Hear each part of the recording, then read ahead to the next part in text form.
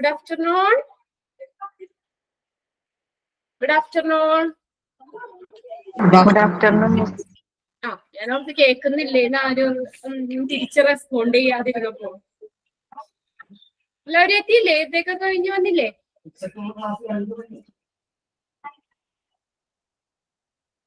എത്തിയില്ലേ?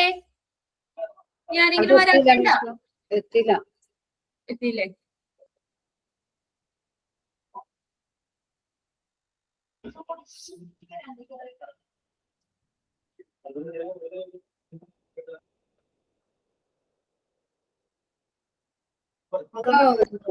പരീക്ഷ 1-ാം തീയതി. എന്താ സ്മിത? പരീക്ഷ എക്സാം 1-ാം തീയതി മെസ്സേജ് ഇട്ടു. അപ്പൊ പിന്നെ റിവിഷനൊന്നും ടൈമില്ലല്ലോ. എക്സാം 1-ാം തീയതി ഇട്ടിട്ടുണ്ടോ? നാളെ അങ്ങനെ ഒരു മെസ്സേജ് വന്നു. 1-ാം തീയതി ഞങ്ങക്ക് പറ്റൊന്നുമില്ല, പള്ളിയിലൊക്കെ പോകാനുള്ള ആയിട്ട് പള്ളിയിലൊക്കെ പോകാനുള്ള. ഏപ്രിൽ 1-ാം തീയതി മെസ്സേജ് എന്നാ ഇട്ടത്? 2-3 ദിവസം മുമ്പ് പ്രസിദ്ധ മാം ടെസ്റ്റ് മെസ്സേജ് ഇട്ടിട്ടുണ്ടായിരുന്നോ? ഞങ്ങക്ക് ഇവിടെ ഇൻഫർമേഷൻ ഒന്നും കിട്ടിയിട്ടില്ല. നമ്മുടെ പോർഷൻസ് കഴിയണല്ലേ ഉള്ളൂ. എന്തായാലും ഈ ആഴ്ച പോർഷൻസ് കഴിഞ്ഞിട്ടില്ല. പിന്നെ ഞങ്ങക്ക് കർഷാൻ പഴശ്ശൊക്കെ പള്ളിയിൽ പോയി വൈകുന്നേരമൊക്കെ വരുള്ളൂ. വെള്ളിയാഴ്ചക്ക് പള്ളിയിൽ പോകണം. പിന്നെ പറ്റില്ല. പിന്നെ എക്സാമിന് പിന്നെ പഠിക്കാനും ടൈമില്ലല്ലോ. ഞങ്ങക്ക് ടൈം വേണമല്ലോ. ഇത് ഇച്ചിരി കൂടുതലും ഉണ്ടല്ലോ എക്സാം പഠിക്കാനായിട്ട്.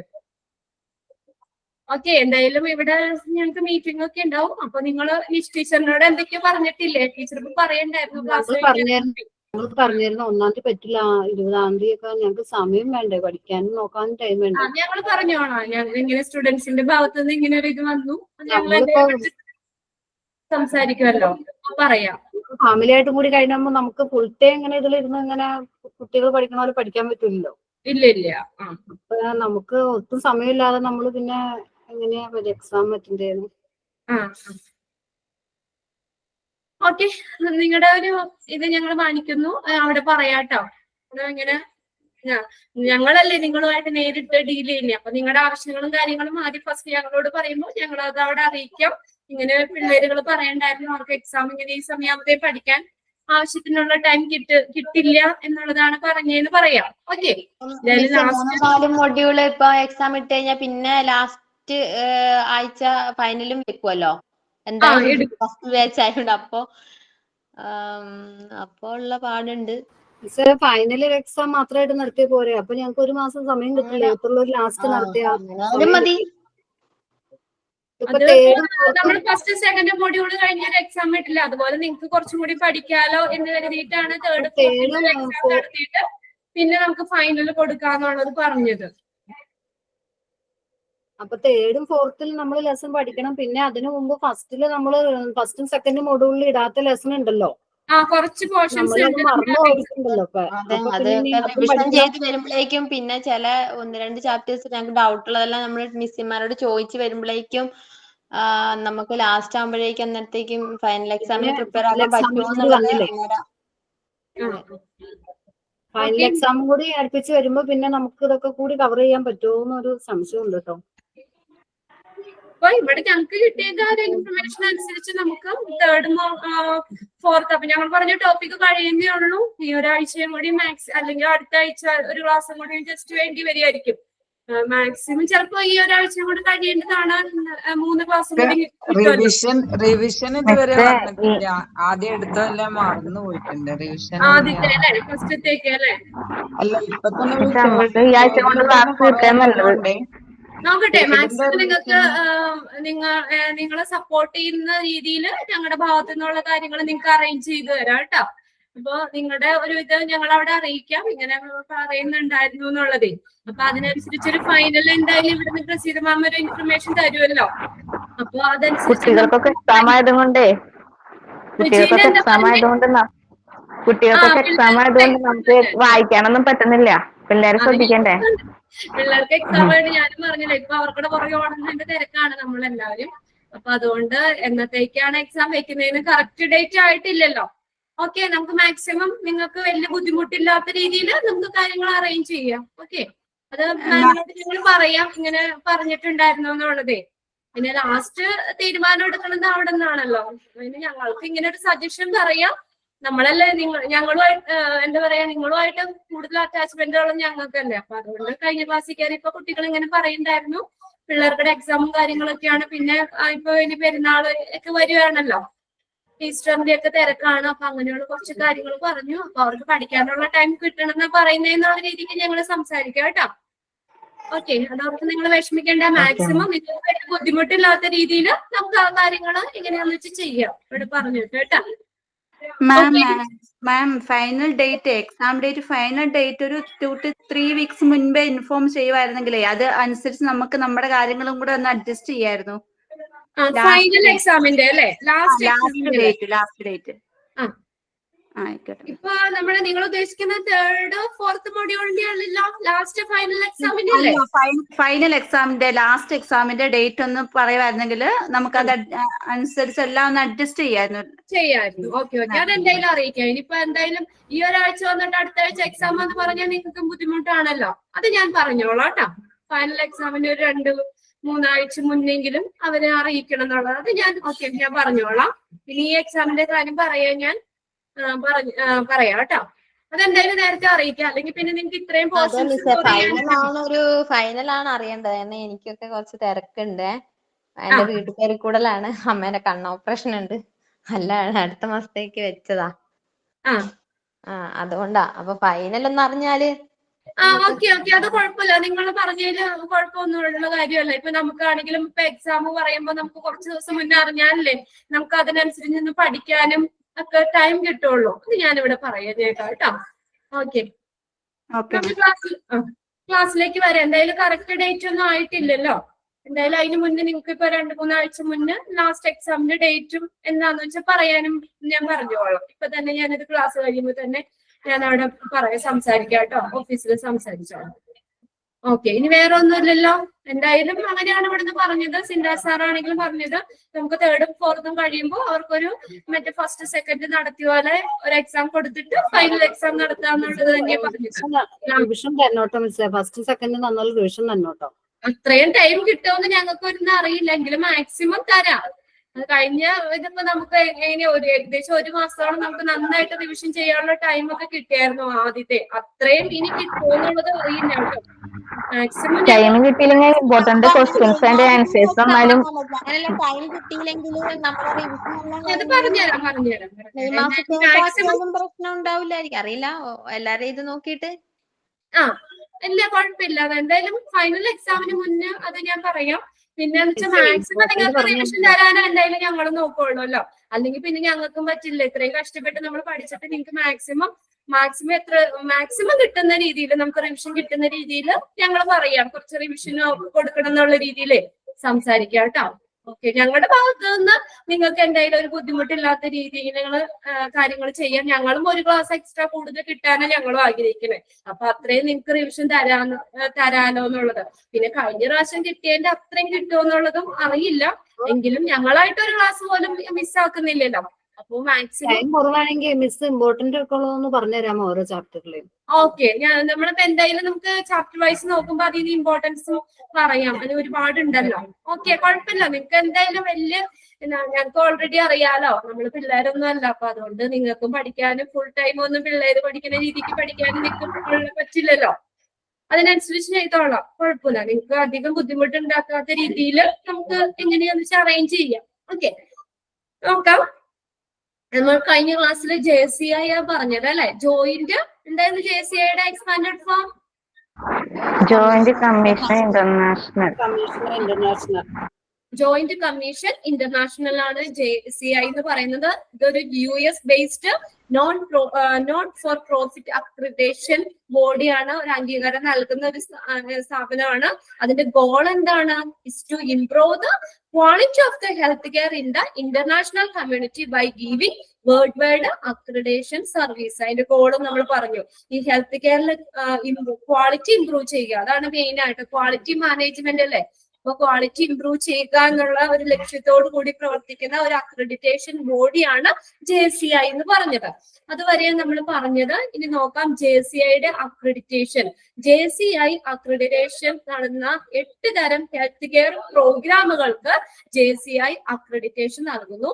കൂടുതൽ പഠിക്കേണ്ട, നിങ്ങൾ അതിനകത്ത് ഏതൊക്കെ പ്രോഗ്രാംസ് ആണ്, ആ 8 ടൈപ്സ് പ്രോഗ്രാംസിന്റെ പേര് മാത്രം നോക്കിയാൽ മതി. അത് ഓരോന്നും എന്താണെന്നും ഡീറ്റെയിൽ ഒന്നും പഠിക്കേണ്ട. മാക്സിമം നിങ്ങളുടെ ഭാരം നമുക്ക് കുറയ്ക്കാവുന്ന രീതിയിൽ കാര്യങ്ങൾ ചെയ്യാം. അതുകൊണ്ട് ഞാൻ എന്നും നോക്കുന്നുണ്ട്. പ്രീവിയസ് ക്വസ്റ്റ്യൻ പേപ്പേഴ്സ് ആണെങ്കിൽ നോക്കി അതിൽ നിന്ന് ഏത് രീതിയിലാണ് ക്വസ്റ്റ്യൻസ് വന്നേക്കുന്നതെന്ന് അനുസരിച്ചാണ് ക്ലാസ്സുകൾ ഞാൻ എടുത്തുകൊണ്ട് പോകുന്നത്. അപ്പൊ എന്ന് വെച്ചാൽ നമുക്ക് ചില ഏരിയകളിൽ നിന്ന് നമുക്ക് അറിയാലോ, 2-3 ക്വസ്റ്റ്യൻ പേപ്പർ തന്നെ പ്രീവിയസ് ഇയർ ക്വസ്റ്റ്യൻ പേപ്പർ നോക്കി അറിയാം ഏതൊക്കെ രീതിയിലാണ് ക്വസ്റ്റ്യൻസ് ചോദിച്ചേക്കുന്നത്. ചില ഭാഗങ്ങൾ ഒട്ടും കവർ ചെയ്യാത്തുണ്ട്. അപ്പൊ പിന്നെ നമ്മൾ അത് അധികം ഇമ്പോർട്ടൻസ് കൊടുത്ത് പഠിക്കേണ്ട ആവശ്യമില്ലല്ലോ.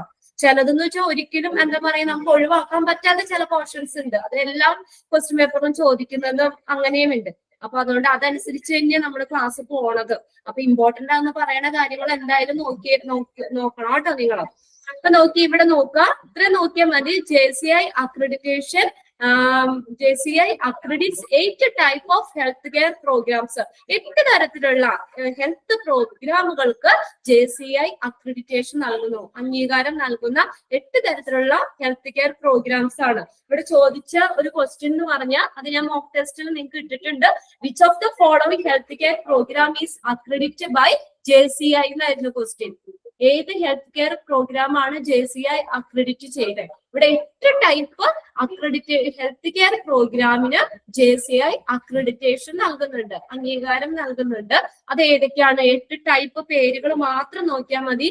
Hospitals, second academic medical centre hospitals. Academic medical centre hospitals എന്ന് വെച്ചാൽ ഹെൽത്ത് കെയർ സർവീസിന്റെ ഒപ്പം തന്നെ അക്കാദമിക് ആയിട്ടുള്ള മെഡിക്കൽ സർവീസുകളൊക്കെ, മെഡിക്കൽ ആൻഡ് ഹ്യൂമൻ സബ്ജക്ട് റിസർച്ചുകളൊക്കെ പ്രൊവൈഡ് ചെയ്യുന്ന ഒരു ഇതാണ് അക്കാദമിക് മെഡിക്കൽ സെന്റർ ഹോസ്പിറ്റൽ. അപ്പൊ അതിന് അംഗീകാരം നൽകുന്നുണ്ട്. പിന്നെ ആംബുലേറ്ററി കെയർ സർവീസുകൾ, out patient service in out patient സെറ്റിംഗ്സിൽ വെച്ചിട്ട് provided by the health care professional in out patient settings. ഇതൊന്നും നോക്കണ്ട, ഇത് പേരുകൾ, ഇതിന്റെ ഹെൽത്ത് കെയർ പ്രോഗ്രാംസ് മാത്രം നോക്കി വെക്കുക കേട്ടോ. Ambulatory care facilities, clinical laboratories, home care facilities, long time care facilities, medical transport organisation, primary care centres, പ്രാഥമിക പരിചരണ കേന്ദ്രങ്ങൾ, പ്രൈമറി കെയർ സെന്റേഴ്സ്. ഇങ്ങനെ 8 ടൈപ്പ് ഹെൽത്ത് പ്രോഗ്രാമുകൾക്ക് JCI അക്രഡിറ്റേഷൻ നൽകുന്നുണ്ട്. ഇതിന്റെ 8 എണ്ണത്തിന്റെ പേര് മാത്രം നോക്കിയാൽ മതി. ഓക്കെ, ഇപ്പൊ ഒന്ന് വേഗം ഒന്ന് വായിച്ചു നോക്കി. ഏതൊക്കെയാണ്? ഹോസ്പിറ്റൽസ്. മാക്സിമം ഇനിയുള്ള ക്ലാസ്സിൽ നമുക്ക് ഇവിടെ ഇരുന്ന് തന്നെ ഒരുവിധം പഠിക്കാവുന്ന രീതിയിൽ പോകാം. Hospitals, academic medical centre hospitals, ambulatory care facilities, clinical laboratories, home care facilities, long time care facilities, medical transport organisation, primary care centres. ഇങ്ങനെ 8 ടൈപ്പ് ഹെൽത്ത് കെയർ പ്രോഗ്രാംസിന് JCI അക്രഡിറ്റേഷൻ നൽകുന്നുണ്ട്. ഓക്കെ, ഇനി അടുത്തത് പറഞ്ഞേക്കുന്നത് JCIയുടെ 5th എഡിഷൻ. JCIയുടെ 5th edition effective from 1st April 2014. നോക്കിയ 2014 April 1 മുതൽ പ്രാബല്യത്തിൽ വന്നതാണ് JCI 1st എഡിഷൻ. അതിനകത്ത് പറഞ്ഞേക്കുന്നത് 4 സെക്ഷൻ ആയിട്ടാണ് പറഞ്ഞേക്കുന്നത്. JCIയുടെ 5th എഡിഷൻ അത് effective from 1st April 2014. 2014 April 1 മുതൽ അത് പ്രാബല്യത്തിൽ വന്നു. JCI 5th എഡിഷൻ അത് 4 സെക്ഷൻ ആയിട്ട് തിരിച്ചേക്കുന്നത്. 5th എഡിഷനിൽ 4 സെക്ഷൻ ആയിട്ട് തിരിച്ചിട്ടുണ്ട്. ആ 4 സെക്ഷന്റെ പേര് നോക്കണം. ഏതൊക്കെയാണ്? സെക്ഷൻ 1 വന്നേക്കുന്നത് includes accreditation participation requirement, APR, accreditation participation requirement അതിനകത്ത് ഉൾപ്പെടുത്തിയിട്ടുണ്ട്. അക്രഡിറ്റേഷൻ പാർട്ടിസിപ്പേഷൻ റിക്വയർമെന്റ്സ് പങ്കാളിത്ത ആവശ്യങ്ങള്, എന്താണ് അക്രഡിറ്റേഷൻ പാർട്ടിസിപ്പേഷൻ റിക്വയർമെന്റ്സ് APR 1ാമത്തെ സെക്ഷനിൽ വരുന്നതാണ്. പങ്കാളിത്ത ആവശ്യകതകളൊക്കെ ഉൾപ്പെടുന്ന അംഗീകാരം. അതാണ് ഒന്നാമത്തേൽ വന്നേക്കുന്നത്. സെക്ഷൻ 2 വന്നേക്കുന്നത് പേഷ്യന്റ് സെന്റേർഡ് സ്റ്റാൻഡേർഡ്സ്.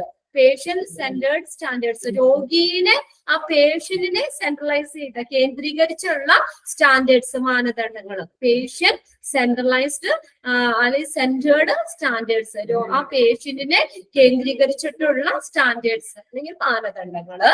ഇനി അടുത്ത സെക്ഷൻ 3 വരുന്നത് consist of health care organisation management standards. Health care ഓർഗനൈസേഷന്റെ മാനേജ്മെന്റ്, ഹെൽത്ത് കെയർ ഓർഗനൈസേഷൻ മാനേജ്മെന്റും അതിന്റെ മാനദണ്ഡങ്ങളാണ് സെക്ഷൻ 3 വന്നേക്കുന്നത്. Consist of health care organisation management standards. അടുത്തത് സെക്ഷൻ 4 വന്നേക്കണേ ഏതാണ്? Include academic medical centre hospital standards. Academic medical centre ഹോസ്പിറ്റൽസിന്റെ സ്റ്റാൻഡേർഡ്സുകൾ, അതിന്റെ മാനദണ്ഡങ്ങളാണ്. അപ്പൊ ഇങ്ങനെ 4 സെക്ഷനാണ്. JCIയുടെ 5th എഡിഷൻ എന്ന് പറഞ്ഞത് consist of 4 section. 5th edition 4 section ആയിട്ടാണ് തിരിച്ചേക്കുന്നത്. അതിൽ ഒന്നാമത്തെ സെക്ഷൻ എന്ന് പറഞ്ഞാൽ include accreditation participation of requirements, പങ്കാളിത്ത ആവശ്യകതകളൊക്കെ ഉൾപ്പെടുന്ന ഒരു അംഗീകാരമാണ് ഫസ്റ്റ് സെക്ഷനിൽ വരുന്നത്, APR എന്ന് പറഞ്ഞത്. ഇനി സെക്കൻഡ് സെക്ഷനിൽ പേഷ്യന്റ് സെന്റേർഡ് സ്റ്റാൻഡേർഡ്സ്, പേഷ്യന്റിനെ കേന്ദ്രീകരിച്ചിട്ടുള്ള മാനദണ്ഡങ്ങൾ, സ്റ്റാൻഡേർഡ്സ് ആണ് സെക്ഷൻ 2 വരുന്നത്. അത് നോക്കിയേ, അത് ഏതൊക്കെയാണ്? IPSG എന്ന് പറയും, ഇന്റർനാഷണൽ പേഷ്യന്റ് സേഫ്റ്റി ഗോൾസ്. അതൊന്ന് എഴുതി വെച്ചേ. അതിന്റെ ബ്രാക്കറ്റില് എക്സ്പാൻഡഡ് ഫോം ഒന്ന് എഴുതി വെക്കാം കേട്ടോ. ഓരോന്നിനെ കുറിച്ച് ഡീറ്റെയിൽ പഠിക്കേണ്ട. ഈ സെക്ഷൻ 2 അല്ലെങ്കിൽ പേഷ്യന്റ് സെന്റേർഡ് സ്റ്റാൻഡേർഡ്സിൽ വരുന്ന കാര്യങ്ങൾ ഏതൊക്കെയാണെന്ന് മാത്രം നോക്കാം. ഇവിടെ 4 സെക്ഷൻ ആയിട്ട് തിരിച്ചിട്ടുണ്ട്. അതിൽ ഓരോ സെക്ഷനിലും വരുന്നത് ഏതൊക്കെയാണെന്ന് നോക്കണം.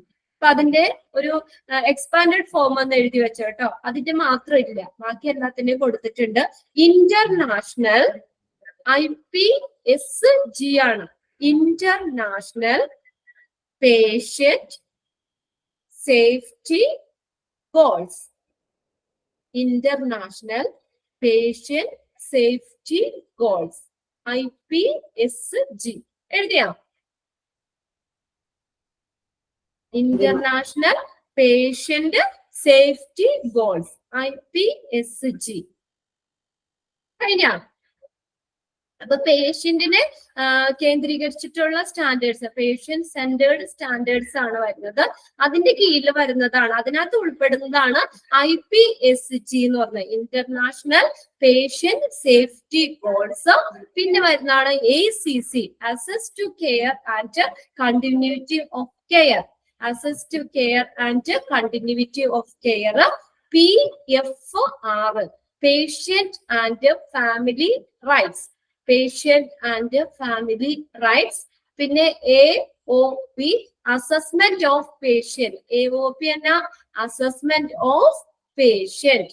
ഇനി COP പറയാലോ. അസസ്മെന്റ് ആണെങ്കിൽ C മാത്രം അറിയാൻ മതി. Care of patients, ambulatory care of patients, COP. പിന്നെ അടുത്തത് നെക്സ്റ്റ് വരുന്നത് ASC, anaesthesia and surgical care. ASC എന്ന് പറയുന്നത് anaesthesia and surgical care. MMU, medication management and use, MMU medication management and use. PFE, patient and family education, patient and family education ആണ് PFE. ഇതെന്താണെന്നും അതിന്റെ detail ഒന്നും പഠിക്കണ്ട. ഇതിനകത്ത് 3 question പേപ്പറിൽ നോക്കിയാൽ ഇതിനകത്ത് ഇതിന്റെ ഇത് മാത്രമേ ചോദിച്ചിട്ടുള്ളൂ. അതിന്റെ എക്സ്പാൻഡഡ് ഫോം ആയിട്ടാണ് കണ്ടേക്കുന്നത് കേട്ടോ. പേഷ്യന്റ് സെന്റേർഡ് സ്റ്റാൻഡേർഡ്സിൽ ഉൾപ്പെടുന്നത് ഏതൊക്കെയാണെന്ന് നോക്കുക. IPSG, ACC, PFR, AOP, COP, ASC, MMU, PFE. ഇത്രയാണ് അതിനകത്ത് വരുന്നത്, സെക്ഷൻ 2 വരുന്നത്. IPS എന്താ? IPSG എന്താ? IPSG international patient safety goals. ACC ഒന്നും പറഞ്ഞ care and continuity of care. Care. PFR patient patient and family rights. Rights. Okay. AOP assessment of assessment of patient. Of patient. ഓഫിന്റെ ഓയാണ് അവിടെ കൊടുത്തേക്കുന്നത്. Assessment of patient. COP care of patient. Care of patient. Okay. ASC anaesthesia and surgical care. MMU medication medication management and use. പിന്നെ അടുത്തത് last PFE family family education. Patient and family education. Okay. ഇനി section 2 പറഞ്ഞു. 3 എന്താ പറഞ്ഞേക്കുന്നത്? Consist of health care organisation management standards. Health care ഓർഗനൈസേഷന്റെ അതിന്റെ മാനേജ്മെന്റുമായിട്ടുള്ള ആ standards മാനദണ്ഡങ്ങൾ ഉൾക്കൊള്ളുന്നു. ഹെൽത്ത് കെയർ ഓർഗനൈസേഷന്റെ മാനേജ്മെന്റ് മാനദണ്ഡങ്ങൾ ഒക്കെ ഉള്ളതാണ് ആ സെക്ഷനാണ്. അത് ആണ് സെക്ഷൻ 3 എന്ന് പറഞ്ഞത്. Health care organisation management. അത് ഓർക്കുക. അതിനകത്ത് വന്നേക്കുന്നത് ഓർഗനൈസേഷനുമായിട്ട് റിലേറ്റ് ചെയ്ത് വന്നേക്കുന്നത് QPS quality improvement and patient safety. QPS എന്ന് പറഞ്ഞാൽ quality improvement and patient safety. PCI prevention and control of infection. PCI prevention and control of infection. പിന്നെ GLD എന്ന് വെച്ചാൽ ഗവേണൻസ്. ഗവേണൻസ് എന്ന് വെച്ചാൽ ഭരണം. ഗവേണൻസ്, ലീഡർഷിപ്പ് നേതൃത്വം, അതുപോലെ തന്നെ D എന്ന് പറയുന്ന direction. Governance, leadership and direction. Therefore, hospital and academic medical institution. ഹോസ്പിറ്റൽസിന്റെയും അക്കാദമിക് മെഡിക്കൽ ഇൻസ്റ്റിറ്റ്യൂഷന്റെ ഒക്കെ ഗവേണൻസും ലീഡർഷിപ്പും ഡയറക്ഷനും GLD. പിന്നെ അടുത്താണ് FMS facility management and safety. FMS facility management and safety. പിന്നെ അടുത്ത staff qualification and education. SQE തിരിച്ചിവിടെ കൊടുത്തു എന്നുള്ളൂ. SQE staff qualification and education. Last ആണ് MOI മാനേജ്മെന്റ് ഓഫ് ഇൻഫർമേഷൻ. ഇത്രയും സെക്ഷൻ 3 വന്നേക്കുന്നതാണ് കേട്ടോ. ഇത്രയും സെക്ഷൻ 3 ഉൾപ്പെടുന്നതാണ്. ഹെൽത്ത് കെയർ ഓർഗനൈസേഷൻ മാനേജ്മെന്റ് വരുന്ന ആ ഒരു സെക്ഷനാണ് സെക്ഷൻ 3 എന്ന് പറയുന്നത്. ഓക്കെ. QPS എന്താ? QPS quality improvement PCI prevention and control of infection. GLD awareness, Governance, leadership and direction. For hospital and academic medical institution. FMS facility management and safety. SQE staff Staff qualification and education. MOI Management of information. Management of information. Section 4 includes academic medical center hospital standards. Academic medical center hospital management. അതൊക്കെയാണ് ഏതാ section 4 വരുന്നത്. Academic medical centre hospital standards വരുന്നതാണ് section 4.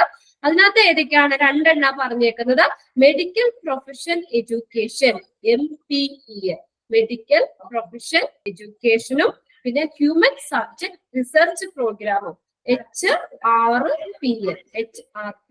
ഇപ്പൊ നിങ്ങൾക്ക് പഠിക്കുമ്പോഴേ ഇത് നേരെ പഠിക്കാതെ ഇപ്പൊ സെക്ഷൻ 4 ഇൻക്ലൂഡ് ചെയ്തേക്കുന്ന MPE HRP അങ്ങനെ പഠിച്ചു വയ്ക്കുക. അതാണ് ഓർക്കാനായിട്ട് എളുപ്പം. എന്നിട്ട് അതിന്റെ എക്സ്പാൻഡഡ് ഫോം നമ്മളൊന്ന് 2 പ്രാവശ്യം വായിച്ചാൽ കിട്ടും. Medical professional education, human subject research programme. ഇതിനകത്ത് നിങ്ങൾക്ക് പഠിക്കാൻ എളുപ്പമായിട്ട് ചിലപ്പോ എനിക്ക് തോന്നുന്നു ഇങ്ങനെ പഠിക്കായിരിക്കും. MPE HRP അങ്ങനെ പഠിക്കായിരിക്കും. തന്നെ പഠിക്കാം. MPEയും HRPയും സെക്ഷൻ 4 വരുന്നതാണ്. അത് എന്തിനാണ്? അക്കാദമിക് മെഡിക്കൽ സെന്റർ ഹോസ്പിറ്റൽസിന്റെ സ്റ്റാൻഡേർഡ്സിൽ വരുന്നതാണ്. ഇതിനകത്താണ് സെക്ഷൻ 4 എന്ന് പറയുന്നത്. ഇതൊക്കെ 5th എഡിഷനിൽ വരുന്ന പല സെക്ഷനാണ്. JCIയുടെ 5th എഡിഷനിൽ വരുന്ന 4 സെക്ഷനാണ് അതിനകത്തുള്ളത്. ആ ഓരോ 4 സെക്ഷനിൽ വരുന്ന കാര്യങ്ങളാണ് ഈ തന്നേക്കുന്നത്. MPE medical profession education, human subject research programme HRP. Okay. ഇനി അടുത്തത് JCI 5th edition of the hospital standards contain. ഇനി 5th എഡിഷനകത്ത് 285 സ്റ്റാൻഡേർഡ്സും മാനദണ്ഡങ്ങളും പിന്നെ 1160 മെഷറബിൾ എലമെന്റ്സ്, അളക്കാവുന്ന രീതിയിലുള്ള മെഷറബിൾ എലമെന്റ്സും വരുന്നുണ്ട്. അപ്പൊ അതിന്റെ നമ്പർ ഒന്ന് നോക്കുക. 285 സ്റ്റാൻഡേർഡ്സും 1160 മെഷറബിൾ എലമെന്റ്സും 5th എഡിഷനിൽ വരുന്നുണ്ട്. മൊത്തമാണ് പറയുന്നത് കേട്ടോ. 285 സ്റ്റാൻഡേർഡ്സും 1160 മെഷറബിൾ എലമെന്റ്സും വരുന്നുണ്ട്. ഇനി ഇതിനകത്ത് റിവിഷൻ ഓഫ് സ്റ്റാൻഡേർഡ്സ്, ഇതിന്റെ എങ്ങനെയാണ് അതിന്റെ റിവിഷൻ, പുനഃപരിശോധന, ഈ സ്റ്റാൻഡേർഡ്സിന്റെ പുനഃപരിശോധന എങ്ങനെയാണ്? The standards will be re examined. ഈ ഓരോ മാനദണ്ഡങ്ങളും എങ്ങനെ ഒരു പ്രാവശ്യം ഇങ്ങനെ കൊടുത്തു കഴിഞ്ഞാൽ അത് കുറച്ച് നാൾ കഴിയുമ്പോൾ, ഇവിടെ പറഞ്ഞ എവരി 3 year 3 വർഷം കൂടുമ്പോഴും അത് എന്ത് ചെയ്യും? റീ എക്സാമിൻ ചെയ്യും, പുനഃപരിശോധിക്കും. ഇപ്പൊ ഒരു കാര്യം നമ്മൾ ഒരുപാട് വർഷങ്ങൾ അത് ഫോളോ ചെയ്യാൻ പറ്റില്ല. അപ്പൊ അതുകൊണ്ട് അവര് കൊണ്ടുവന്നേക്കുന്ന മാനദണ്ഡങ്ങളും കാര്യങ്ങളും ഒക്കെ, സ്റ്റാൻഡേർഡ്സ് ഒക്കെ ഓരോ 3 വർഷം കൂടുമ്പോഴത്തേക്കും റീ എക്സാമിൻ ചെയ്യും, അത് പുനഃപരിശോധിക്കുകയും 3 വർഷത്തിലൊരിക്കൽ അത് പ്രസിദ്ധീകരിക്കുകയും ചെയ്യും. അപ്പൊ അത് സ്റ്റാൻഡേർഡ്സ് അത് വീണ്ടും റീ എക്സാമിൻ ചെയ്ത് ഓരോ 3 വർഷത്തിലൊരിക്കൽ അത് പബ്ലിഷ് ചെയ്യുകയും ചെയ്യും, പുതുക്കിയ മാനദണ്ഡങ്ങള്. അപ്പൊ അത് കുറച്ച് നാള് അത് നമ്മൾ ഫോളോ ചെയ്ത് 2-3 വർഷമൊക്കെ ഫോളോ ചെയ്ത് കഴിയുമ്പോൾ അതിനകത്ത് എന്തെങ്കിലും മാറ്റങ്ങളൊക്കെ വരുത്തിയിട്ട് 3 വർഷം എവരി 3 year ഓരോ 3 വർഷം കൂടുമ്പോഴേക്കും ആ പുതുക്കിയ മാനദണ്ഡങ്ങളൊക്കെ പബ്ലിഷ് ചെയ്യുകയും ചെയ്യും. ഇനി അടുത്ത JCI സർവേ മെത്തഡോളജി എന്ന് പറഞ്ഞാൽ A system of methods used in particular area of study or activity ആണ്. എ സിസ്റ്റം ഓഫ് മെത്തേഡ്സ് ആണ് മെത്തഡോളജി എന്ന് പറയുന്നത്. A system of methods used in particular area of study or activity. അവിടെ use ചെയ്യുന്ന system of methods ആണ് methodology എന്ന് പറയുന്നത്. The system of methods used in a particular area of study or activity. നോക്കിയേ, ഇതൊക്കെ വെറുതെ ഒന്ന് വായിച്ചു പോകേണ്ട കാര്യമുള്ളൂ. Survey process become operational typically survey team. ഇത് നോക്കാം, ഈ സർവേ ടീമില് JCI സർവേ മെത്തഡോളജി ആണ്. അപ്പൊ ഈ സർവേ ടീമില് ഇൻക്ലൂഡ് ചെയ്തേക്കുന്നത് ആരൊക്കെയാണ്? JCI സർവേ സർവേയില് ടീമില് ഇൻക്ലൂഡ് ചെയ്ത physician, nurse and administrators. Typically survey team include A physician, nurse and administrator. അതൊന്ന് അണ്ടർലൈൻ ചെയ്തു കേട്ടോ. ഒരു ക്വസ്റ്റ്യൻ പേപ്പർ കണ്ട ക്വസ്റ്റ്യൻ ആണ്. JCI സർവേ മെത്തഡോളജിയില് സർവേ ടീമില്, ടിപ്പിക്കൽ സർവേ ടീമില് ഇൻക്ലൂഡ് ചെയ്തേക്കുന്നത് ആരൊക്കെയാണ്? ഫിസിഷ്യൻ ഉണ്ട്, നേഴ്സ് ഉണ്ട് ആൻഡ് അഡ്മിനിസ്ട്രേറ്റർ എന്നിവരൊക്കെയാണ് ഈ സർവേ ടീമില് ഉൾപ്പെടുന്നത്. ഇനി നോക്കിയേ, surveyors assess various unit within an organisation and discuss their finding. ഈ സർവേ ചെയ്യുന്നവരാണല്ലോ സർവേയേഴ്സ്. ഈ സർവേയർ ഒരു സ്ഥാപനത്തിലുള്ള പല യൂണിറ്റ്സില്, വേരിയസ് യൂണിറ്റ്സ്, ആ ഒരു ഓർഗനൈസേഷനിലുള്ള ഇപ്പൊ ഹോസ്പിറ്റലാണെങ്കിൽ ഹോസ്പിറ്റലിലുള്ള പല യൂണിറ്റ്സുകൾ തമ്മിലുള്ള അവരുടെ ആ സർവേയിലെ കണ്ടെത്തലുകൾ എന്ത് ചെയ്യുന്നു? അവരുടെ ഫൈൻഡിങ് ഒക്കെ ഡിസ്കസ് ചെയ്യുകയും ചെയ്യുന്നു. നമ്മൾ സർവേ നടത്തുന്നത് എന്തിനാ? അതിന്റെ എന്തെങ്കിലും ഇംപ്രൂവ്മെന്റ്സ് ഒക്കെ വരുത്താൻ വേണ്ടിയിട്ടല്ലേ നമ്മൾ സർവേ ചെയ്യുന്നേ. അപ്പൊ പല യൂണിറ്റിൽ നിന്നുള്ള പല പേഷ്യൻസിനുമായിട്ടൊക്കെ സർവേ ചെയ്യുമ്പോഴും അവർക്ക് എന്തൊക്കെ കാര്യങ്ങളാണ് വേണ്ടത്, അല്ലെങ്കിൽ ഇവിടെ എന്തൊക്കെയാണ് സർവേ ചെയ്യുന്ന, നിങ്ങൾ ഇതിലെ ഹോസ്പിറ്റലിൽ എല്ലാ കാര്യങ്ങളും തൃപ്തിയാണോ, അല്ലെങ്കിൽ ഇനി എന്തൊക്കെ മാറ്റങ്ങൾ വരുത്തണം നിങ്ങൾ ആഗ്രഹിക്കുന്നുണ്ട്, അങ്ങനെയുള്ള പല പല ക്വസ്റ്റ്യനേഴ്സ് പോലെ കുറെ ക്വസ്റ്റ്യൻസ് ഒക്കെ ആ സർവേസിൽ ഉൾപ്പെടും. അപ്പൊ ഇങ്ങനെ ഈ സർവേയേഴ്സ് എന്ത് ചെയ്യും? Assess the various unit within the organisation. ആ ഓർഗനൈസേഷനിലെ പല യൂണിറ്റ്സിലുള്ള ആ കാര്യങ്ങളൊക്കെ എന്ത് ചെയ്യുന്നു? അത് ആ ഫൈൻഡിങ്സ് അവര് കണ്ടെത്തിയത് അവിടെ ഡിസ്കസ് ചെയ്യുന്നു. Surveys conduct a complete system analysis on integration and coordination of the care process. The survey എന്ന് പറയുന്നതാണ് is a complete system. Surveys conduct a complete system analysis. ഒരു കംപ്ലീറ്റ് ആയിട്ടുള്ള ഒരു വിശകലനമാണ്, അനാലിസിസ് ചെയ്യാണ് അതിനെ. ഓൺ ഇന്റഗ്രേഷൻ ആൻഡ് കോർഡിനേഷൻ അതിന്റെ integration സംയോജനവും അതുപോലെ തന്നെ കോർഡിനേഷൻ ഏകോപനവും ഒക്കെ ബന്ധപ്പെട്ട് പൂർണ്ണമായിട്ടുള്ള കാര്യങ്ങൾ ഈ സർവേ ഓഫ് കെയർ പ്രോസസ്സിന്റെ പൂർണ്ണമായിട്ടുള്ള കാര്യങ്ങൾ അനലൈസ് ചെയ്യാണ് ഇവിടെ സർവേസ് കണ്ടക്ട് ചെയ്യുന്നതുകൊണ്ടുള്ള ഒരു പ്രയോജനം എന്ന് പറയുന്നത്. Surveys conduct a complete system analysis on integration and coordination of care process. Care പ്രോസസ്സിന്റെ എല്ലാ കാര്യങ്ങളെയും അനലൈസ് ചെയ്യുന്നു, ഇന്റഗ്രേറ്റ് ചെയ്യുന്നു, അതുപോലെ തന്നെ കോർഡിനേറ്റ് ചെയ്യുന്നു. അതിനെ ഒരു കംപ്ലീറ്റ് ആയിട്ടുള്ള ഒരു അനാലിസിസ് നടത്തുകയാണ് ചെയ്യുന്നത്. ഇനി ഇവിടെ അക്രഡിറ്റേഷൻ സർവേസ് പറയുന്നത് ഏതൊക്കെയാണ് അക്രഡിറ്റേഷൻ സർവേകൾ വരുന്നത്? Interview with staff and patient and other verbal information. Interview നടത്തും, സർവേകളാണ് കേട്ടോ. അക്രഡിറ്റേഷൻ സർവീസ് അംഗീകരിച്ചിട്ടുള്ള അംഗീകൃതമായിട്ടുള്ള സർവേകള്. അതിനകത്ത് ഒന്നാമത്തെ വരുന്നത് interview with staff and patient. സ്റ്റാഫും പേഷ്യന്റും ഒക്കെ അവരുമായിട്ട് ഇന്റർവ്യൂ നടത്തുന്നു. ആൻഡ് അതർ വെർബൽ ഇൻഫർമേഷൻ ആണ്, വാക്കാലുള്ളത് വെർബൽ ഇൻഫർമേഷൻ ആണ്. ജീവനക്കാരും പേഷ്യൻസും ഒക്കെ ആയിട്ട് ഒരു ഇന്റർവ്യൂവും അത് വെർബൽ ഇൻഫർമേഷനും നമ്മളോട് കാര്യങ്ങൾ ചോദിച്ച് മനസ്സിലാക്കുന്നു. അത് ക്വസ്റ്റ്യൻസ് പോലെ എഴുതൊന്നും അല്ല, വെർബൽ ഇൻഫർമേഷൻ ആണ് അവിടെ രണ്ടാമത്തെ. അത് അംഗീകൃതമായിട്ടുള്ള സർവേയിൽ വരുന്നതാണ്. Interview with staff and patient and other verbal information. പിന്നെ onsite observation of patient care process by the surveys. Onsite observation direct നമ്മൾ ആ സൈറ്റില് ഓൺസൈറ്റ് ആണ് സർവേയർമാരുടെ ഓൺസൈറ്റ്, ആ നേരിട്ടുള്ള observation. Onsite observation of patient care process, അതിനകത്തുള്ള നേരിട്ട് പോയിട്ടുള്ള ആ സർവേ എടുക്കുന്നത്, അത് അംഗീകൃതമായിട്ടുള്ളതാണ് കേട്ടോ. Onsite observation of patient care process by surveys. സർവേയർമാരുടെ onsite observation of patient care പ്രോസസ്സിന്റെ ഓൺസൈറ്റ് ഒബ്സർവേഷൻ.